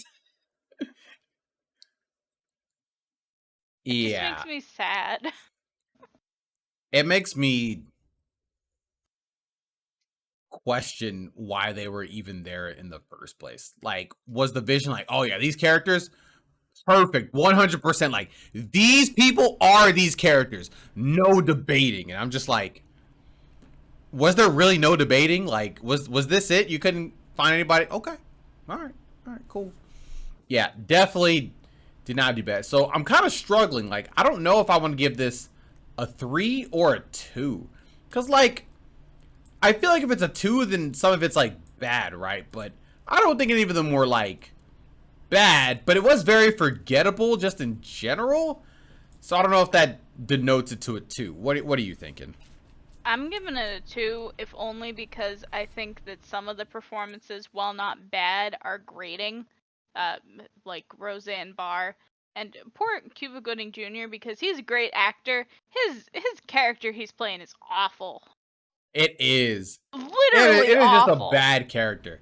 I hated him. I was like, bro, this is not a likable character, like, at all. Like, at all. Like, what's going on? Why is he here? Like, oh, anyway. Yeah. Just not good. So yeah, we'll settle it at a 2. We'll leave it there, and I think it'll just have to exist. How did it age? Let's see. Let's think. How did it age? All right, let me think of a lesson that was learned in this movie. Fight for those you love, maybe, because you know. They love their home, so they fought an evil tyrannical villain to keep their home alive, I guess. What lesson did the Roseanne cow learn? Did she learn anything? I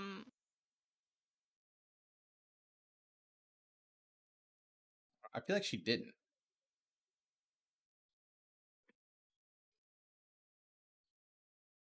Yeah, I don't know if there's any. She did? I don't think she learned a lesson. Yeah. I don't think she did. I was like, was there even a lesson to be learned in this movie? Like, I don't know how it's gonna be, you know, I don't know how it aged on that front. It's seemingly not at all. Could a kid watch it now? If I was a kid, I mean, I would watch it, but I would very easily forget it. I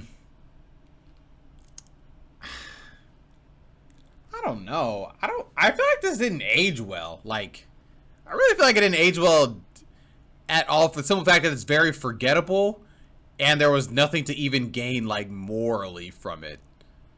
And it's not Disney's best work. It just looks like if you had no other point of reference, you'd be like, oh yeah, this is like, you know, a movie. Or, you know, maybe a really solidly animated cartoon, I guess. But yeah, I don't think it aged well. But what are you thinking? I think it aged pretty poorly. I don't think it's like offensive in terms of what the movie actually is. I think it's offensive as a Disney movie though, because it's insulting that they bothered putting this piece of swill and garbage out and thinking that this was perfectly acceptable. I think that it's just the humor in it is so crass and lowbrow, and the animation looks cheap, and it looks so empty and just barren. It's like it's perfectly fine as a kids movie to put like on if you need to do something. If they really wanted to watch it, it would be like, okay, let's watch the dumb cow movie again. But there's nothing here. There's no moral. There's no lesson. The protagonist doesn't improve as a character. It's just a cow movie. It's just a silly little kid's cow movie. Now the real question is this a 2 or a 1? Because I feel like there's no age with this at all. Honestly, and I don't think we've really encountered that before, of a movie where it's like there's so little to work with that I don't know how to gauge its age. Because I think this movie is going to feel the exact same way it does now 10 years from now. Because there's so little substance here.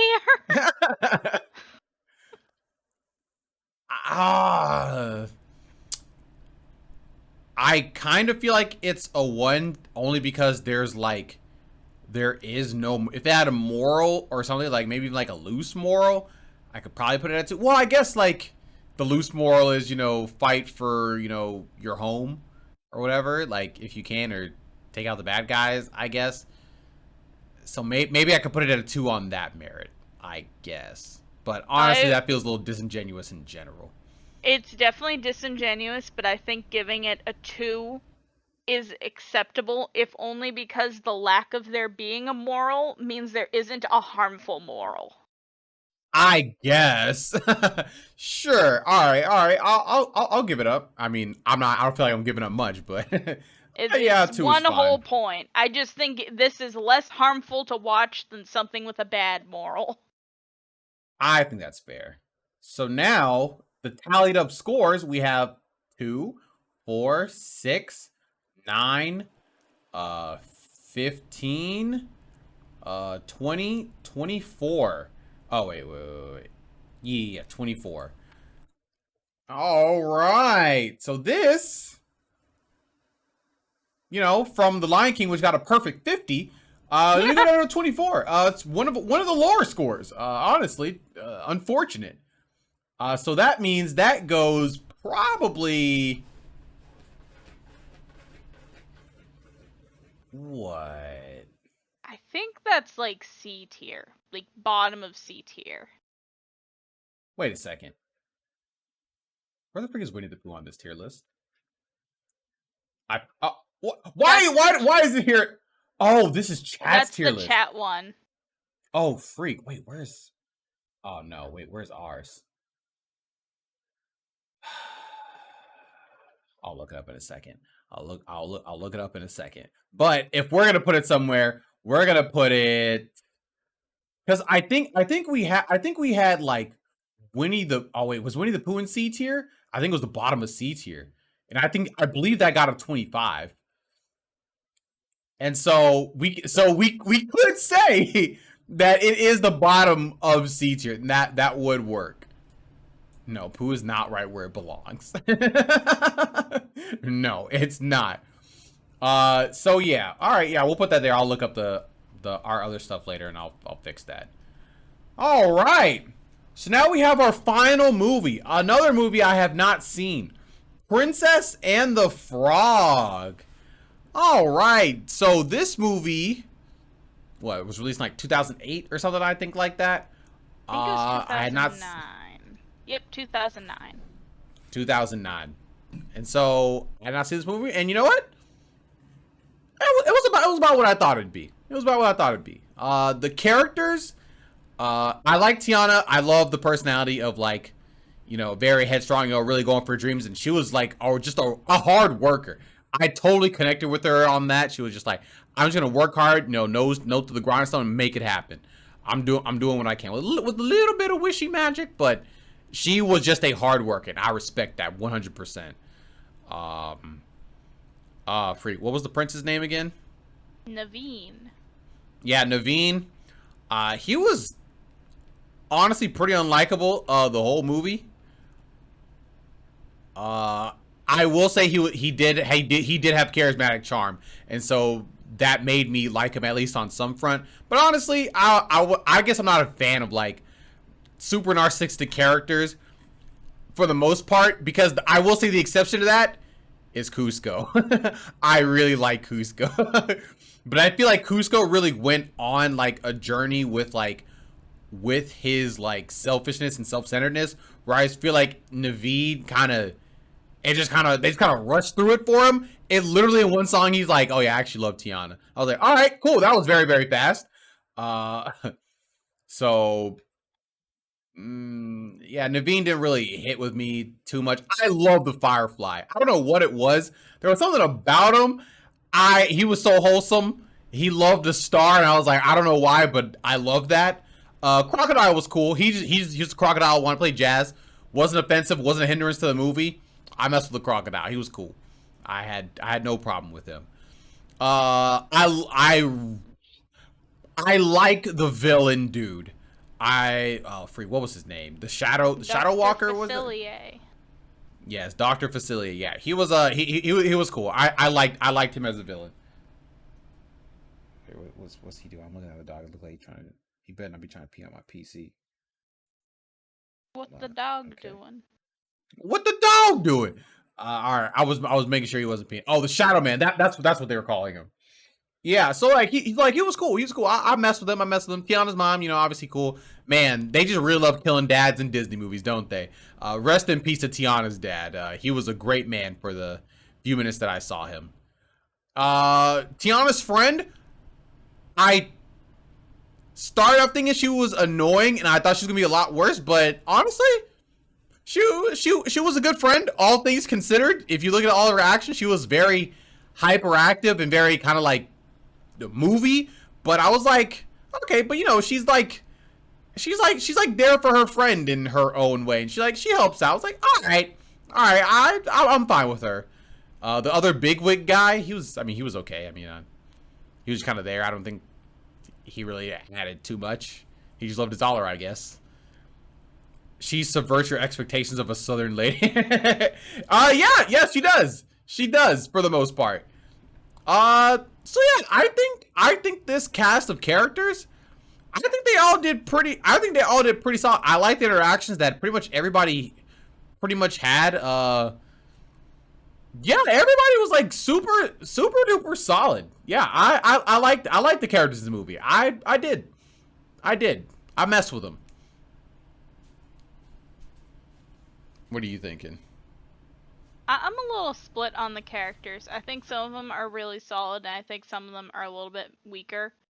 I love Tiana. I agree with you about Naveen, but I also find him very charming, and I'm a sucker for that kind of character. It just is what it is. It is what it is. I like the little crocodile, but I feel like he's just kind of there. I love Dr. Facilier, but I feel like some of the other characters just kind of get lost in all of it. And I do have to give points to Charlotte/Lottie, depending on who's talking, because she does subvert your expectation of what she's gonna be. But I think she does it in a really fun and believable way, because the friendship that she has with Tiana it feels very genuine and true. And I think that beginning scene where they're playing princess together definitely helps. And it's just so yeah, sweet. Yeah, 100% does. It's adorable. They tormented that cat, though. That's okay. Maybe the cat and he is had it presumed dead because we do not see him again, unfortunately. Now they got a cat and they have a dog in the next section. That is true. They have the dog, but not the cat. Cat gone. Cats only live so long though, and they had to have been like maybe like 6, 7 years Yeah. old, I imagine. And then Pouring like out for the cat. 13 years have passed, I think. I think Tiana's 19. I think she's one of the older princesses. Yeah, she's 19. Okay. I say older, it's 19. I know that she is of legal marriage age in all 50 states. I know she's of legal marriage age, guys. Like, you know, we're not talking about the Little Mermaid. She was probably like 16 or something. I don't know. She is 16. They even explicitly say it. Let's go. I haven't seen Little Mermaid in a long time, but I know My Little Mermaid. Let's go. Oh my god. Soon. We stopped to watch that. Yeah. Yeah. Anything else on the characters? I think I just struggle on where to put them because I think the characters that are really solid warrant it, and there's just a couple that just kind of fall flat for me. So it's like this mixed bag of really, really good characters, and then there's just a handful of characters who you don't get the same amount of screen time, and I just don't have the same kind of like care for them. I feel like this gets a solid 8. The reason why I feel like it gets a solid 8 is because, at least in my opinion, like most of the secondary characters, when they are like in the story, they're like in the story. Except the only one who really wasn't was the crocodile, and I guess the mom. I mean, she had her time to shine in the beginning, but whatever. But really, the crocodile, he didn't really have like any rhyme or reason. He was like a funny gag character to really add on. But somebody I think really shone that was like a side character was the Firefly, because he was there a lot and he actually contributed quite a bit. And they gave him like a proper send off, and he like died and stuff. I was like, oh my god, Jesus. I really like that. Naveen was like the only character that I don't know, I just kind of couldn't get with for the most part. I mean, what can you do, I guess. But I feel like they all interacted very well together, because the Firefly, he was like a, you know, an old kind of crazy guy, but Tiana and Naveen, they were like, oh yeah, you know, he's kind of lovable. Like, you know, we kind of mess with him. Like, even though he thinks he's talking to like a star, like, you know, we will spare his feelings and we will go along with it, and we will also fall in love to this song that he's singing. And I was like, okay, all right, I kind of mess with that. The Tiana's friend, she was in the movie quite a bit. Now I will say, she kind of wasn't doing anything, I guess, but just showing her personality. But she was in the movie a lot, so I guess that might be points off from her, because she didn't really add a whole lot until the end. Well, she did give Tiana all the money she needed to finish her, you know, start buying the building, I guess. And she did give Tiana undress when she, like, you know, dropped the table or whatever and, like, fell over. I was like, that's nice, I guess. Well, Charlotte thought that she was falling in love with Naveen because they did the whole body swap thing. Wait, what? That was the whole thing. Is that she thought Charlotte she was falling in love with the prince, yeah. Because the prince's servant took over his body. Wait, are you saying Charlotte thought Tiana was falling in love with Naveen? No, Charlotte thought she was falling in love with Naveen. Okay, gotcha. Yeah, exactly. So that's what she was doing. Yeah. She was working that man. She was, and it was, I guess, working. But you know, she was, I guess she was doing something. She had enough screen time anyway. Also, I forgot about that other sniveling, sneevely looking dude. Yeah, I don't really have anything for that. He was just kind of there. He was the villain, but I kind of feel like he didn't really deserve it. I understand, like, his whole like explanation stuff. All of it made sense. Like, I'm not saying it didn't. If you're being treated like garbage for your entire life and stuff like that, and you finally get a chance to be that person and then live out a good life, I'm like, all right, yeah, I get that. That makes sense. But he didn't really have a villain vibe to me, and so it just, I don't know. I feel like he was just tricked, and he just bad. I don't know. It felt like he was kind of shallow in that regard. But even still, he needed to move the plot forward, so I guess he was good in that regard. But everybody else, when they're working together, they work together very well. Absolutely. I think an 8 is super deserving. Let's go. So then we have the story. And yeah, this is one of those movies, as you say in the first line of your blurb, and also of what I mentioned earlier. Disney movies kind of take a minute to get started up, whereas Lion King just goes in with like an incredible beginning sequence. But this movie, it does take a little bit to start up. They need to give you so much background, I guess, and I'm just like, all right, this is all cute and all, but we are kind of like 15-20 minutes in the movie, and nothing crazy has happened yet. Like we need to speed this up if we can. But once it gets started, like it's good. It's good. I think this might have been the first maybe memorable movie where people were like, hey, how come the black people are turning into frogs and not just staying as people? Is that going to be an issue that we find later on in subsequent movies? Who's to say? Yeah. But them turning into like a frog and stuff, kind of like, a little difference on the I guess is that original like storybook story called The Princess and the Frog? Is that what it's called? Or is it called something else? I think it's called The Frog Prince, but it's the same basic idea. Prince gets turned into a frog by some magician or witch. Has to find a princess to turn back into a frog, or turn back into a prince. Has to convince the princess that that's a good idea, and then poof, he's a prince, and they get married. Very simple story. Yeah. So yeah, it follows that, but it has little twists. I like that it's in oh my goodness, Louisiana, right? Yeah, Louisiana. I love the setting. I do love the setting. I love like their take and spin on it. So they definitely get points for that. 100%. Let's see what else about the story that I like. I love Tiana's drive to get her own like diner restaurant place. Restaurant, not diner. Her own restaurant. I think that's like a really good driving force because she wants it so bad.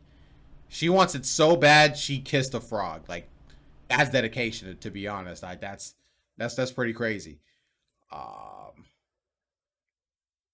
Yeah, then they had their whole little journey.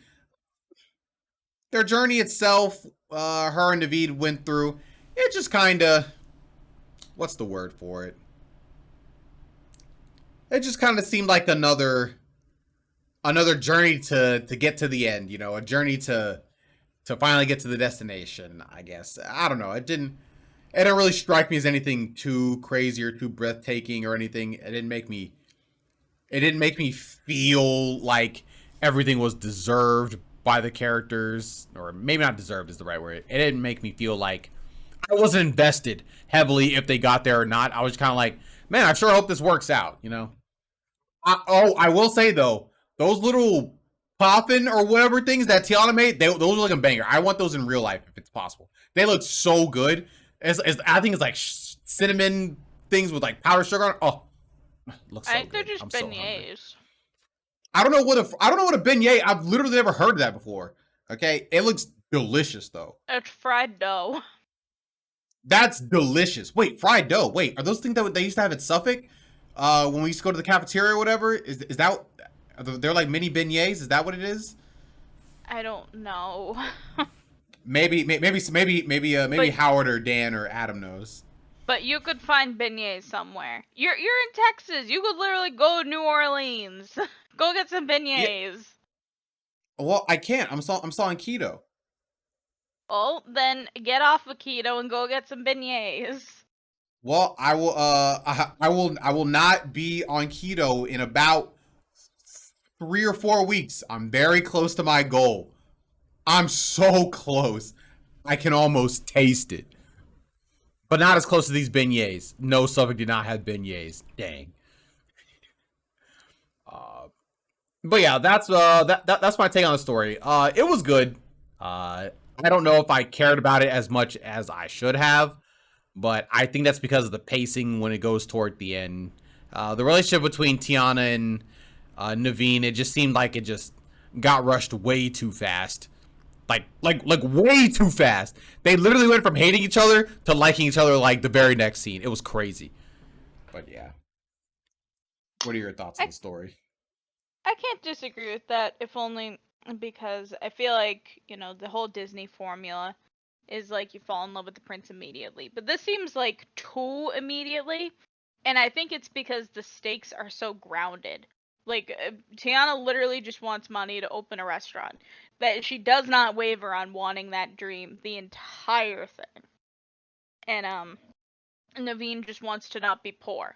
They're all very simple ideas. They aren't like these grand, like impossible things. So you're kind of already at a point where it's like, yeah, there's voodoo magic and all that. I don't know if I'm allowed to say that, but there's magic in some capacity in this universe. But the wants and needs of everybody are very simple and based in reality. So I think that a really like quick fire romance does not make sense in this scenario, especially given the fact that Tiana is so goal oriented and wants to work hard, and Naveen literally is a slacker who charms and has very good charisma. He has so much charisma. Those two things they don't mix well together. And I think when they're like kind of bickering and arguing, that is very obvious. But the flip around is just it's a little bit too clean. I do like the moment where I like the thread that Naveen really gets into mincing after Tiana teaches him how to do that. I just think that's really I like that. funny. I like that too. I did think that was funny too. Even at the ending sequence when they're in the restaurant, he's like, "Look, I minced." Yup, I saw. I was like, "Oh no! All he knows how to do is mince." That's okay. Mincing's a good thing to know how to do. I can't mince very well. But I'm gonna learn how to cook something. I don't want to have a plate of minced fish, you know? Yeah, it's fine. Small bites. So there are like moments of their relationship that are really funny and really cute and well deserved, but I think it is way, way too quick. And I think it's because it has that reality based wants and needs. And also, you're very aware of the timeline in this movie. And I think that movies like that, where you have a very like tight amount of time to get your goals done, no matter how grand or large they are, kind of diminishes whatever's going on, because you're always thinking like, oh, it's been like a day and a half. Like, you don't go from hating somebody's guts to literally wanting to propose to them in 36 hours. That's you really don't. It's too soon, and I think if they were gonna keep with that like kind of Disney magic quickfire romance, they needed to make the magic a little bit more apparent and less exclusive to like two people, where it's like Mama Odie and then Dr. Facilier. And it seems like Mama Odie has like earned her keep, and Dr. Facilier is just kind of like using the magic that's given to him by the other side to get his goals done. But I digress. I think the story is pretty good. I struggle with if the beginning is too slow for the movie's own good. And it's because you look at this movie and it has all the standard story beats of a Disney movie. It's got the beginning to establish what's going on. It's got the middle. It's got like some comic relief in the middle that doesn't need to be there, but is there anyways. And then there's a romance and a conclusion. And you're left with so much time in the beginning, and you're like, when's this movie gonna start? And then you look and you're like, oh, well, there's like this much time left. Okay, so we're gonna have everything go pretty quickly. But they still insist on adding all of this extra stuff that doesn't have to be there. And I just wish there was a little bit less fluff and a little bit more substance, because I think it would make the story seem more genuine and I think it would make the relationship scene more genuine. Because as it is, I think that the relationship between Tiana and Charlotte is more genuine than the one between her and Naveen. Yo, I actually agree with that 100%. I do. And I definitely don't think they wanted me to feel that in this movie. Uh yeah, I feel like if I have to give this a score, I feel like I got to give this like a 7. I I feel was like just I feel about like to a say 7. 7. Yeah, I a think 7 this feels movie right in just, my heart of hearts. I think it's a good movie that needed a little bit less of some things and a little bit more of other things. And it just Or has a some longer issues with runtime. pacing. The pacing is like Yeah. really, really rough. And I don't normally find myself saying that because I don't normally care about like the actual pacing of the movie. But there's way too much stuff in the beginning and not enough time to establish everything else in such a small amount of time while still insisting on adding stuff that doesn't need to be there. Exactly. I 100% agree. So yeah, now we have music. This music has great music. I was bobbing along. I was loving every moment of it. And this is what I brought up before. This probably is my favorite villain song, even though I just heard it today for the first time, but it really struck a chord. I was like, wait, this is good. Like this is good. Like I loved it. Like, hey, yo, okay. It might have even been the best song in the movie, maybe. But I really did like that song, just as a concept. But I loved all of the songs in this movie. I loved all of them. I love jazz. I love like this like time period of jazz that they're in. So it was perfect for me. I was like, oh yes, yes, hit me with the big. Now, unfortunately, there is no super banger, right? Probably the biggest banger is like the villain song, but it's not a super banger, right? It's no Circle of Life. It's no Be a Man, right? It's like these are all just like very good songs. It's a lot better. It's better than Home on the Range, because although Home on the Range had like no bangers, but this like their ceiling was a little bit lower, but this song's like ceiling is higher and it hits like all those like points every single time. So I really love the soundtrack, but it just didn't have like that super banger that I want or that I would have wanted. That's unfortunate, but still very very good. I agree with those sentiments, and I think that the soundtrack does a really good job of sticking to the theme, which is something that I include in my notes. Is that this movie like oozes in New Orleans charm? It's in the Ooh, it music, does. it's in the background, it's in how people speak. It's just like this movie is stylized to that era, and it's great. And the music fits that ideally. You can hear it in like all the tunes, but especially in down in New Orleans, which just kind of establishes where we are, what's going on, all the people. It's just such a great song. I think all the songs are very, very good. But like you said, there's no like real superior standout banger song. They're I all very know. good. They're all like incredibly good. I remember these songs. I enjoy these songs. But they just don't reach that upper echelon of like Disney prestige when it comes to a song. That's That 100% being true. It's said, Friends on the Other Side slaps and it looks you great. you said Which is which one? something that Friends on the Other Side. That's the name of the villain song, right? Yeah. Okay, yeah. There's just like I'm a sucker for when the music matches what's going on, and Yeah. that song is just so stylish. You're It watching and you're like, is. man, there's just so much like cool stuff going on right now. And the little heads going like, "Are you ready?" Bum, bum, Are bum, you bum, bum, bum, ready? bum, bum, bum. It just adds so much atmosphere and tension to what's going on. And I feel like a lot of Disney movies don't capture those emotions very well, but the song does a great job of establishing those more sinister feelings Like, Dr. Facilier is a bad man. He's a scary man, and they can see it. You watch Naveen's face, he's afraid of what's going on. He knows Oh he yeah. Oh, messes up. he was not okay. He was not okay, like at all. Mm-mm. I He don't was feel like there's like, too many villain songs where the good guys are actively in danger when it's being sung. But this is an instance where that happens. it was really funny. It was really funny at the end when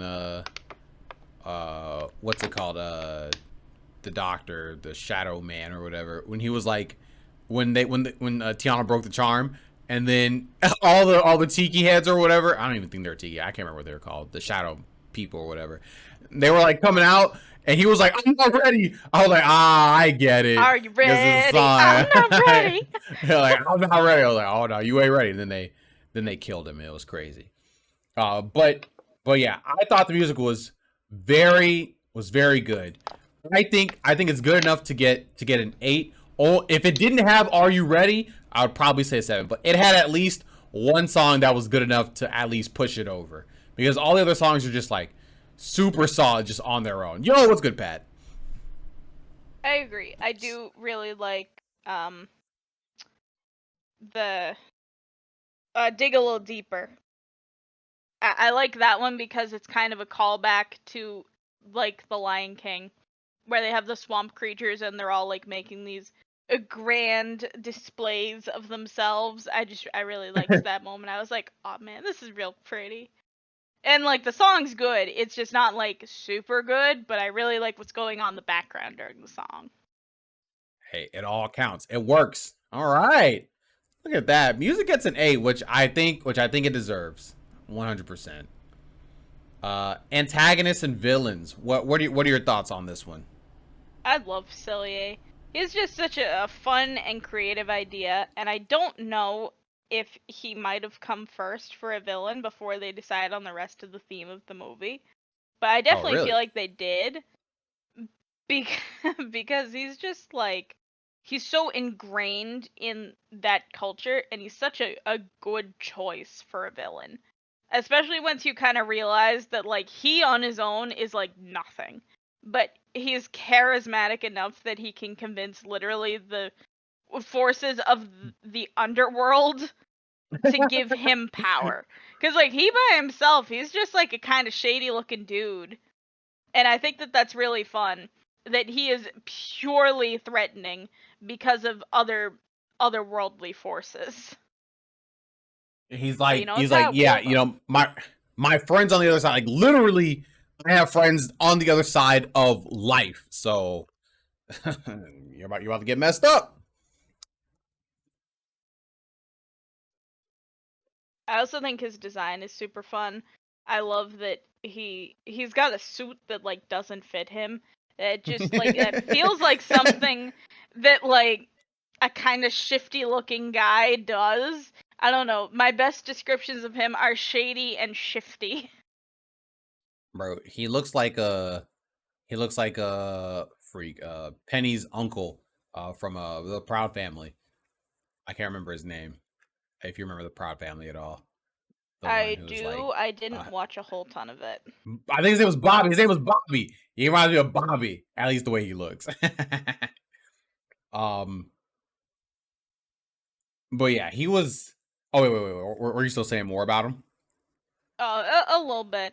I just wanted to Yeah. point out that I really like how noodly he moves. I think a lot of the characters in this movie kind of have like noodle legs, where they're just kind of like Noodle wiggly. legs. And I don't know how to describe it because it's like not quite like Rubber Hose cartoons, but it's another like It's not stylistic Betty choice. Spaghetti. It's not Betty Spaghetti. It's not Rubber Hose, but I just like how wiggly and like like everybody just moves in a really fun way, and they take full advantage of being able to do that with Dr. Facilier because he's just like bouncing around. He's dancing with these otherworldly forces, and he's just having the time of his life, no matter how short that may be. He's having a good old time. I'm like, okay, all right, big dog. Okay, cool. Yeah. I think I liked him. I liked him. He was evil in all the ways that I pretty much like him to. Um, I feel like maybe he didn't have all of the charisma that I like in my villains. Hmm. But he definitely had like some charisma. That's how he was able to get people. That's how he was able to trick people in the first place because he's kind of charismatic, and so he can do that. But it didn't land all the way with me. But he was pretty sinister, and he was an actual threat. He knew what he was doing. He was cunning. He was very, very cunning, and I do like that about villains. So I respect that.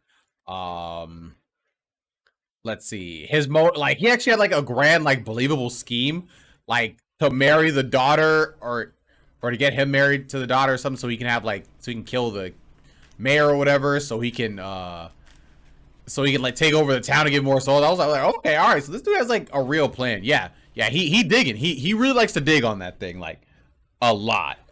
He loves digging on it, but he'll never break through it all the way. But yeah, so I definitely liked him.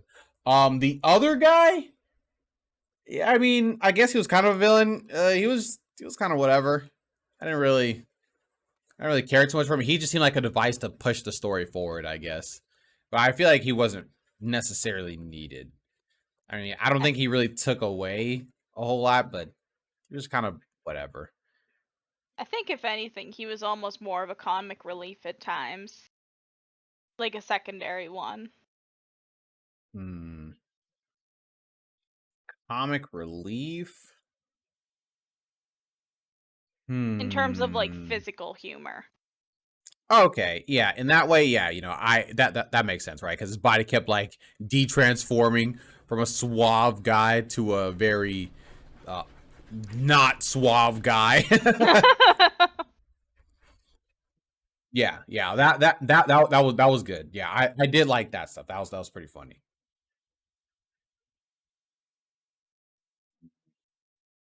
So yeah, I think that's really all I have on that. If I were to give it a score,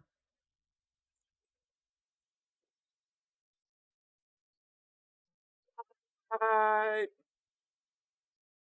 I guess I'll say 4 because Facilier was he was good. But he just didn't hit everything that I wanted to, and I kind of didn't really care for the other guy. I could even go I down think to a 3 if we really needed to.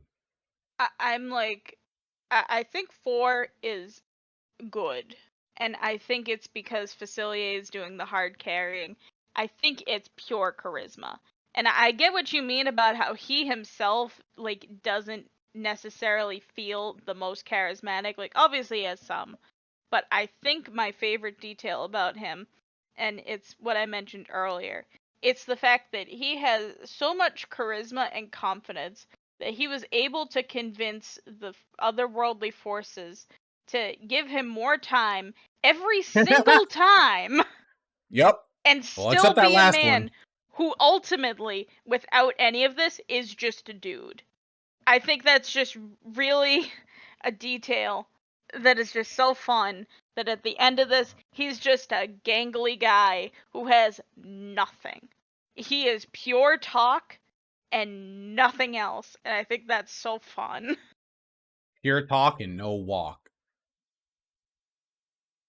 Yeah, he is like I definitely yeah, and I definitely feel what you're saying. Uh, but I don't know.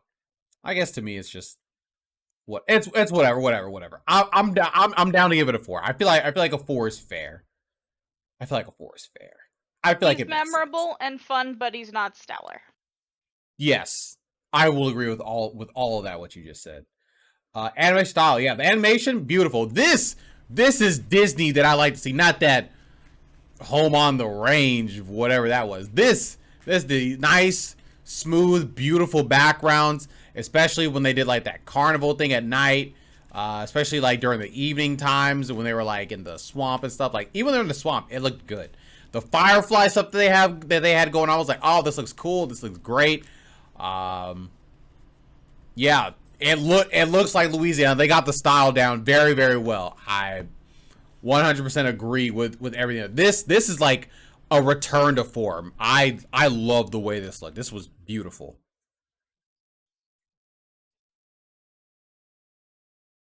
This movie is just is real pretty. And it's a shame that this was the last 2D animated movie. Because like it looks so good. Like there's nothing in this movie that is offensive to my eyeballs whatsoever. And it is stunning.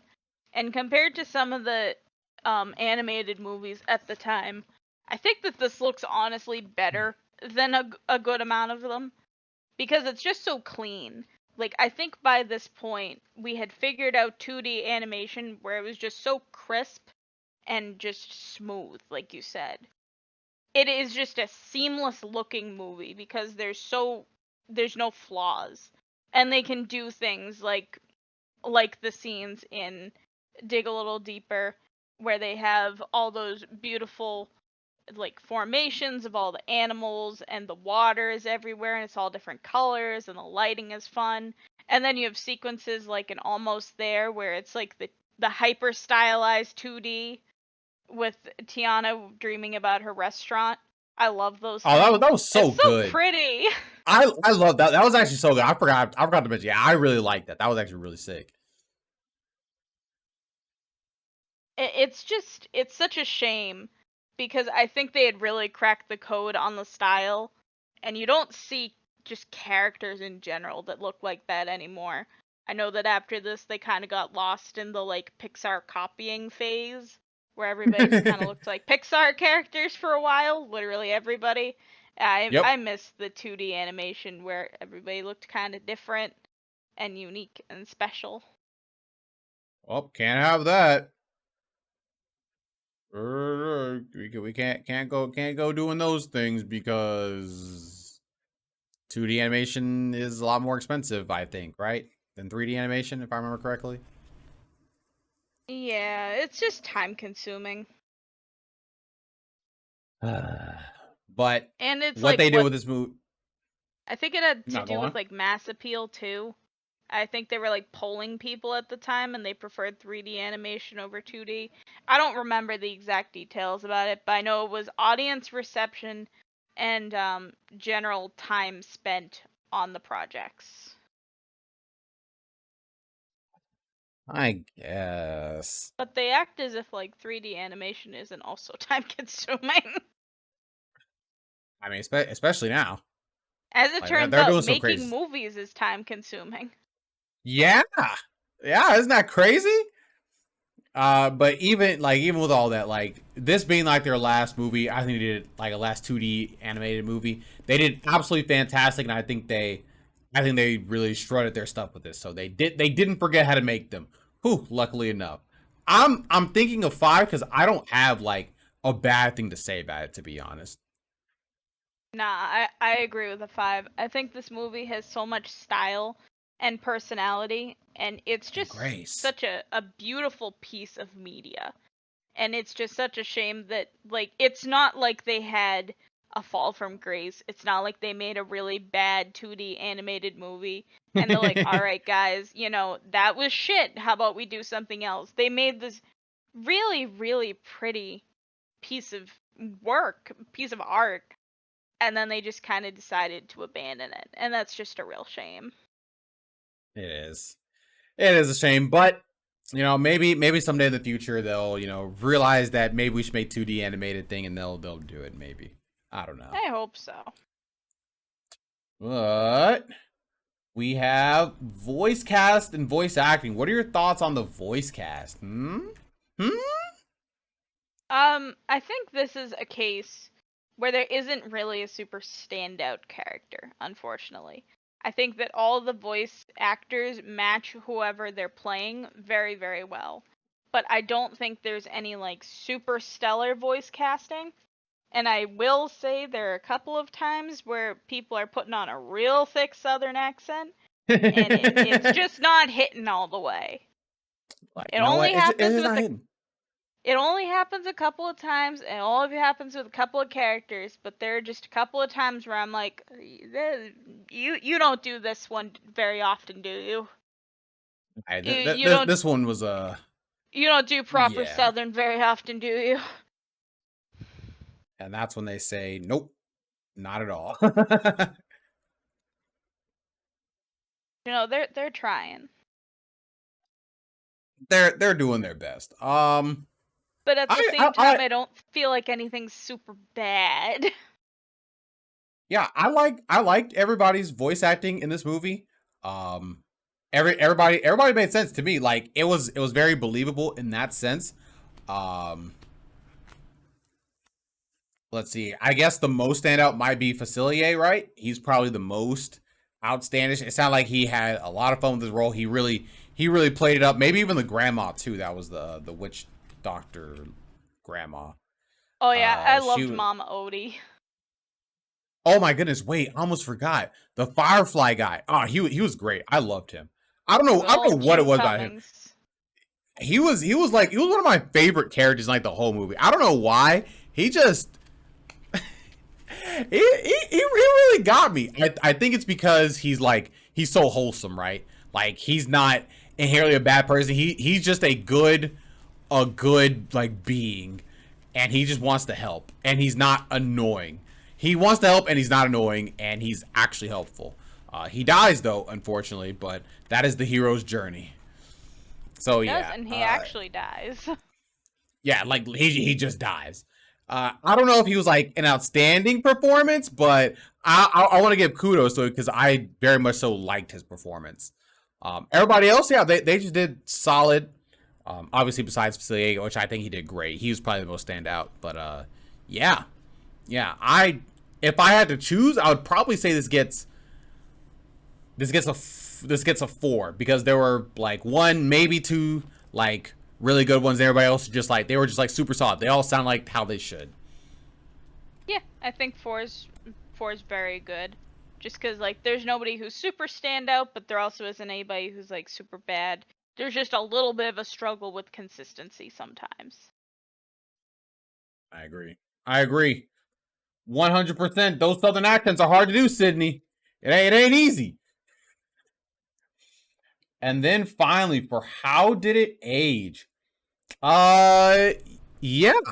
I think this one aged pretty well, all things considered. Let's see. What are our lessons? It's always work for what you want. Yes. Work for what you want, but you know, there's more to life than just working, you know. But you know, working for what you want and working real hard, you will eventually succeed. Let's see. It's okay to dream. It's okay to dream. Let's see. Okay, well, I guess we kind of already said that one. Yeah, I guess those are all the big lessons. If you ask Disney executives aged horribly, why would they say that? Because to me, it seems like voodoo shit. Dang, you know what? True, 100% good point. I think that everything, you know, everything is still pretty applicable today. I feel like if people watched it, they would have a kick out of it for the most part. Now, I will say, why did they make a movie where, you know, black people turn into animals? That's the one thing I'm just like you couldn't just leave them as people, I guess. Okay, I guess, you know, whatever. But other than that, I think it aged pretty well, all things considered. Beautiful style, obviously. Fun moments. Yeah. It has the whole shebang. What are your thoughts? I agree with all the points that you gave, and I do think that unfortunately the big thing that we have to address is definitely the fact that Disney made their very first black princess in a starring role, and they turned her into a frog for 3/4 of the movie, which was pretty unfortunate. I think that's just not a good decision. And it sucks because a lot of people did the exact same thing afterwards, where they just changed their I.e. people of color into animals. Soul and that one other DreamWorks movie, I think. Spies in Disguise. Oh yeah, I didn't see that movie, but they did it, and I was like, oh wow, they're really If you doing this, huh? also if you also want to be technical, they weren't Disney princess movies, but they did turn Cusco, who is South American, into a llama, and they did turn Kenai, who is Alaskan Inuit, into a bear. You know what? Those are good points. More minorities being turned into animals for no reason. The only one I would say, which it makes sense, I guess, in any kind of context, because it's very logically, is Keanu. He's the one that makes the most sense. Not saying it's great, but his makes the most sense. I'm like, all right, I can see that one. Everybody else though, Cusco into a llama. Come on, like, come on. The Princess to a Frog. Really? Come on. You're just like, at least with Keanu, I'm like, all right, cool. They tied that in with like his bear power thing, and I'm like, all right, I guess. But Disney sure does like to turn all the other people except for their white people into animals. Didn't they make a new movie? Wait, or who made Turning Red? Was that Disney? I think it was Pixar. It was Pixar. Dang, even that's crazy. It's crazy Pixar. It's crazy. That's all I'm gonna say. But anyway, continue on with your point. Oh, that was just my main point. It's, Okay. I think that the animation aged very well. I think the messages are very solid, very timeless. It's just an unfortunate precedent that kind of got set by this movie. That we can have minority characters in lead roles as long as they're not people. As long as they're not people. Yeah. Don't agree with that, but everything else is solid. So what? What?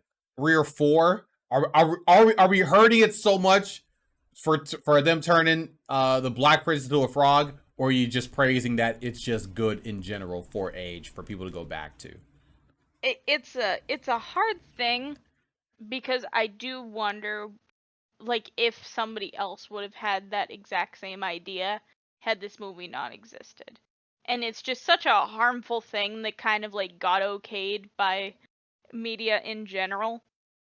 And I wonder if this just kind of set that precedent, or if realistically it's just another movie in a pool where it was going to happen anyways.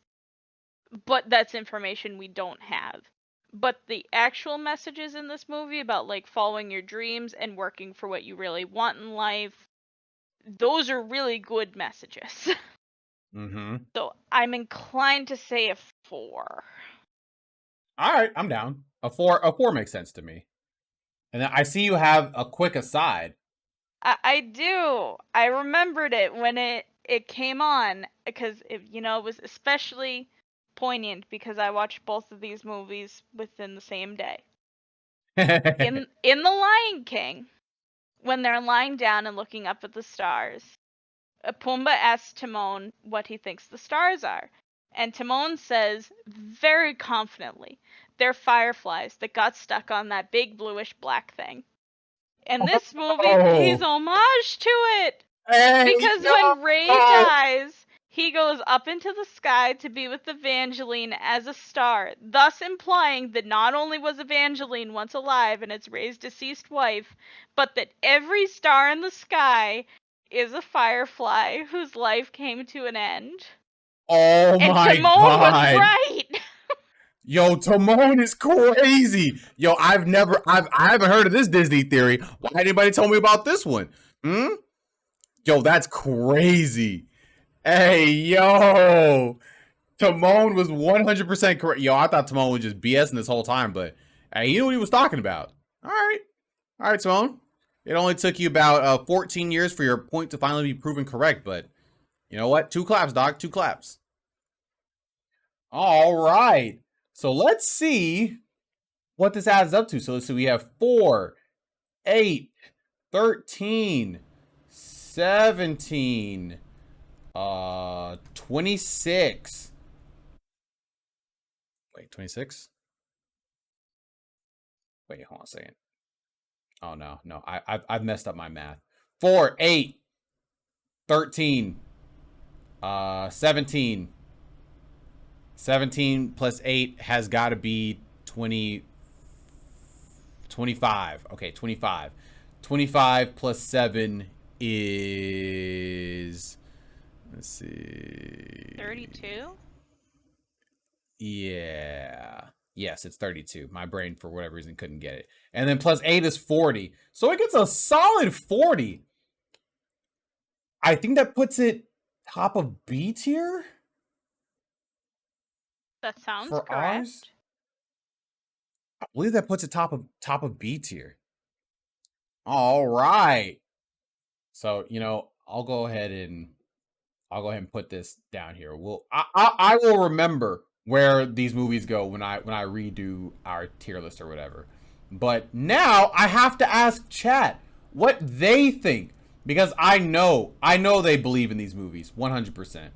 What was the last movie we saw? It's Where the freak is?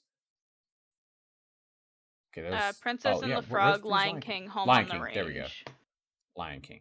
All right, chat. We have some polls for you guys. So let's see. All right. And thank you for being on, Sydney. Super duper appreciate it. We only have 2 more weeks of this left. I thought we had 3.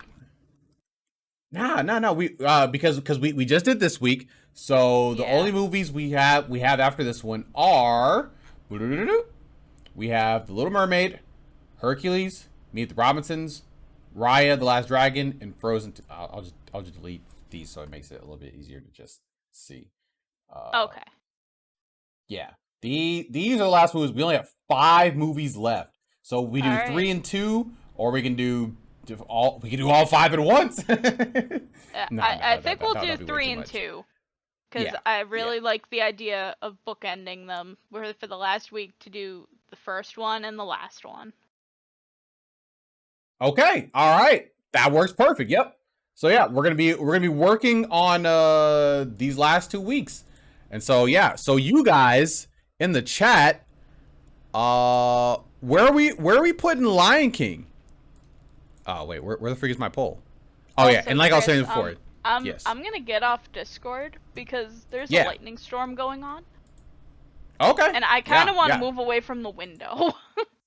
Hey, appreciate you for being on. Get away from that storm, and I'll talk with you later. All right, thank you for having me on. I had a blast. Of course, I had a blast too. There's some great movies. Have a good night, everybody. Yeah, bye-bye. Later. All right. So let's see. Wait, Howard, you said 2, then you said 5? Wait, why'd you say 5? For Lion King? We're doing Lion King. What? Yeah, well, I was like, what? Wait, what are we confused about? Lion King? You're trying to sabotage. You put a 2 though. What? Why would you try to say your 5 didn't get counted? Kennedy. Hey, yo, Kennedy said 4 for the Lion King? What? I don't even think if you're a staunch Lion King hater, you can say Lion King is a 4. What? Like, you know, B tier makes sense, but C tier and D tier? Whoa.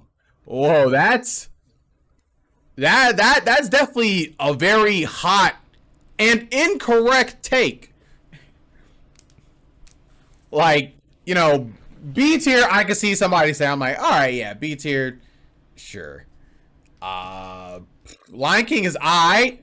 Nah, Lion King is a lot more than I. I'm gonna keep it a band. I mean, but to each their own, I guess. But it looks like you all have collectively decided that Lion King is S tier, which is 100% correct. Are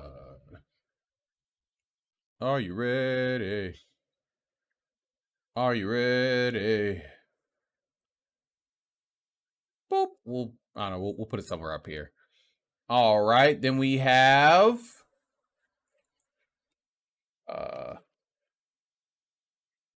Home on the Range? Question mark?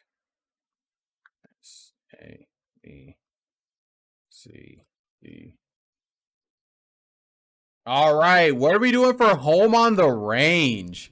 Like, it's good, but I'm not going to go on my way to watch it again. I would 100% go out of my way to watch Lion King again, like I did today. 5.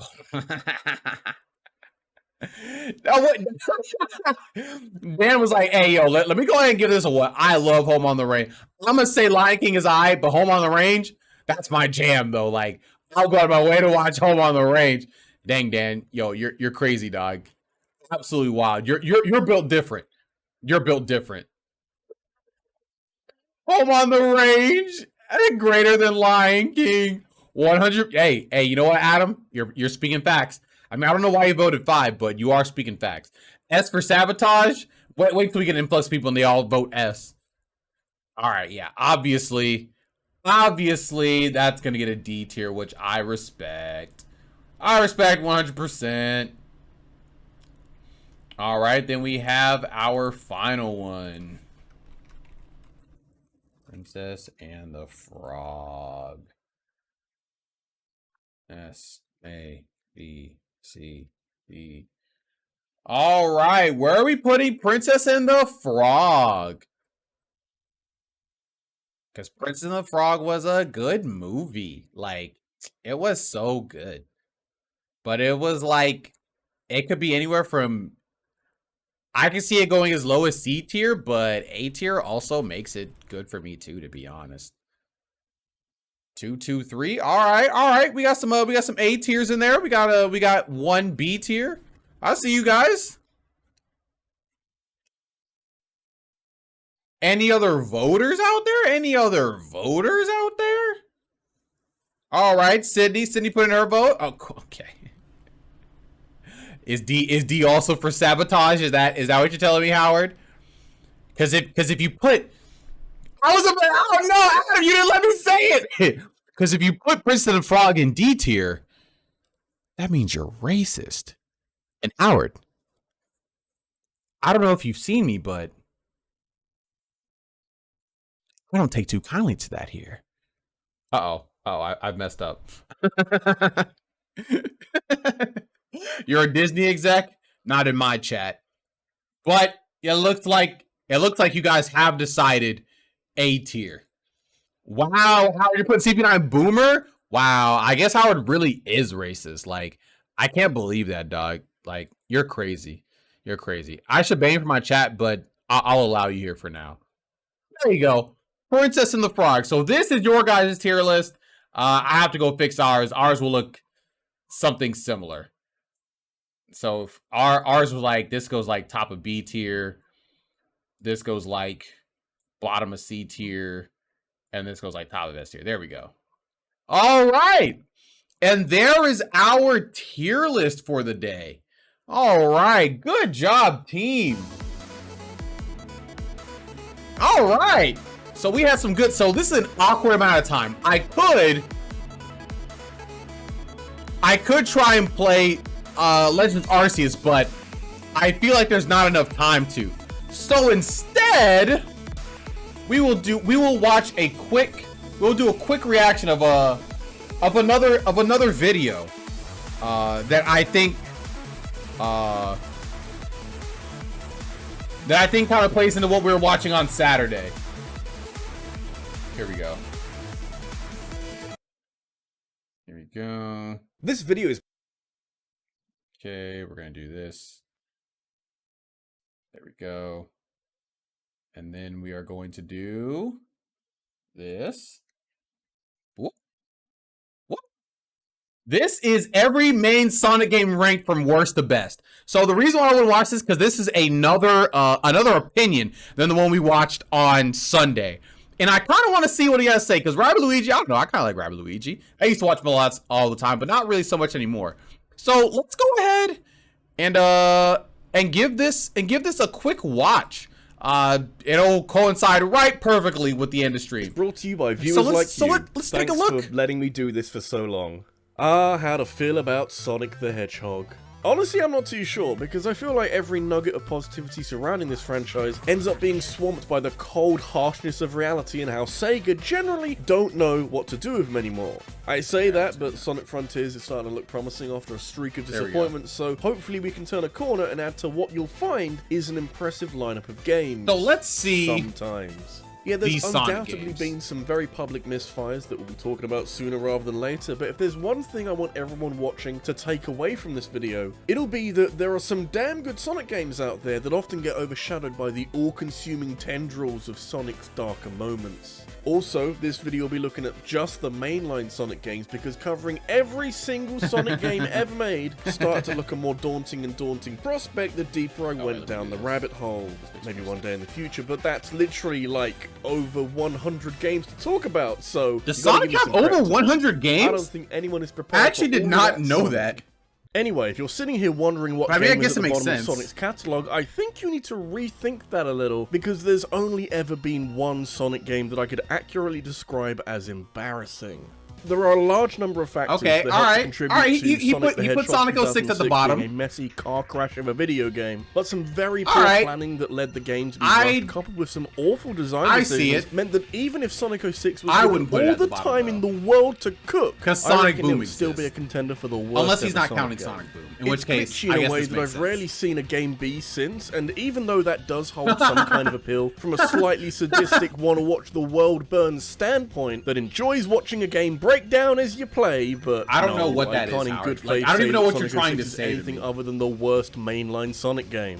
I think Sonic Boom is a tad lucky that Rise of Lyric is considered more of a spin-off game, because fuck me, Okay. that's the Okay, only so other he's game count- I he's consider counting it to as prop a, up this as a ranking. as a Both spin-off. are diabolically bad, but only Howard, one you're gonna counts have to as a mainline rephrase that, 'cause Sonic I- game. I don't know how controversial this Oh. opinion is, but I have long No, I held the haven't. belief that Sonic Forces has to be considered right I've down there literally as never one of heard the of it worst before. Sonic games ever made. Obviously Did not he do right a at the dub over bottom Sonic because it 06 isn't or rammed Sonic with glitches 06? or anything, but it is 'Cause a if so, that soulless, sounds like it could be gutless pretty attempt funny. at making a 3D Sonic game. Literally the best part about it is the character customization, and once you're done with all of that, Sonic Forces has nothing else to offer you. You know what? I'm A gonna have to check it broken out story with crippled soon. writing so bad that your OC can't drag it out of the muck, that is level design that is almost as bad as it is short. Ooh, Sonic I know there's Adventure some 2? people Oh, out I- there I know kind that of one's a enjoy banger. parts of this game, but the only thing that kept me All going right, when I I'm first gonna played it watch was the that promise probably that it's off only a stream. few It hours sounds long. really funny, If though. Sonic Forces was as long as Sonic 06, then I can't even imagine. Ah, Back yeah, when So- Sega were Sonic putting a little Forces too much being down faith in here? the Wii's motion Yeah, controls, they that- put that together makes a little sense. side The project Sonic Forces called is, the like, Sonic Storybook not series. good. It was supposed to be 3 games modeled after classic real-world literature, and so we got Sonic and the Secret Rings, a game based on 1000. Oh, so he's counting Sonic and the Secret Rings as a mainline any Sonic of those game? characters having to deal with motion control so undercooked that you can still hear it moo. It's such an awkward game to play because it's the Oh, sort of experience wait. that would benefit immensely Is if you could Sonic and the immerse Secret yourself Rings in this a exciting mainline world that the Sonic story game? is working overtime to put together for you, but every time you come screaming back to reality with embryonic motion I controls guess I that can are see used it, for right? an alarmingly high number of movement options. Oh my Secret God. Rings relies on something that at the time wasn't developed enough to be reliable. I remember So playing points this game for and trying actually having something a fun new, time. but not too many points because the something I new thought is Sonic and the Secret Rings agonizing was to an play actual through. fun To game think back that in the Secret day. Rings came out a year I after haven't Sonic played it 06. since, Truly but the I thought it was golden pretty age of fun. Sonic. I don't think you're going to find a Sonic game as disappointing as Sonic the Hedgehog 4. The title Oh, alone so is you're writing a telling check that Sonic is gonna be 4 as a pretty mainline challenging to Sonic cash, game. and as a downloadable exclusive I mean, to various platforms, it doesn't counts, I quite guess, stand out for this because game. it's like It was split Sonic across 3 two then Sonic episodes, with 4. a third Okay. episode cancelled because people didn't take to Sonic 4 very well, and across those 2 episodes, developer Dimps weren't quite able to capture the magic of other 2D Sonic games. I say that, but they play more like crappy phone games cobbled together with familiar assets wrapped around a broken physics engine with the name Yeah. Sonic 4 slapped onto it like that'll make everything fine and dandy.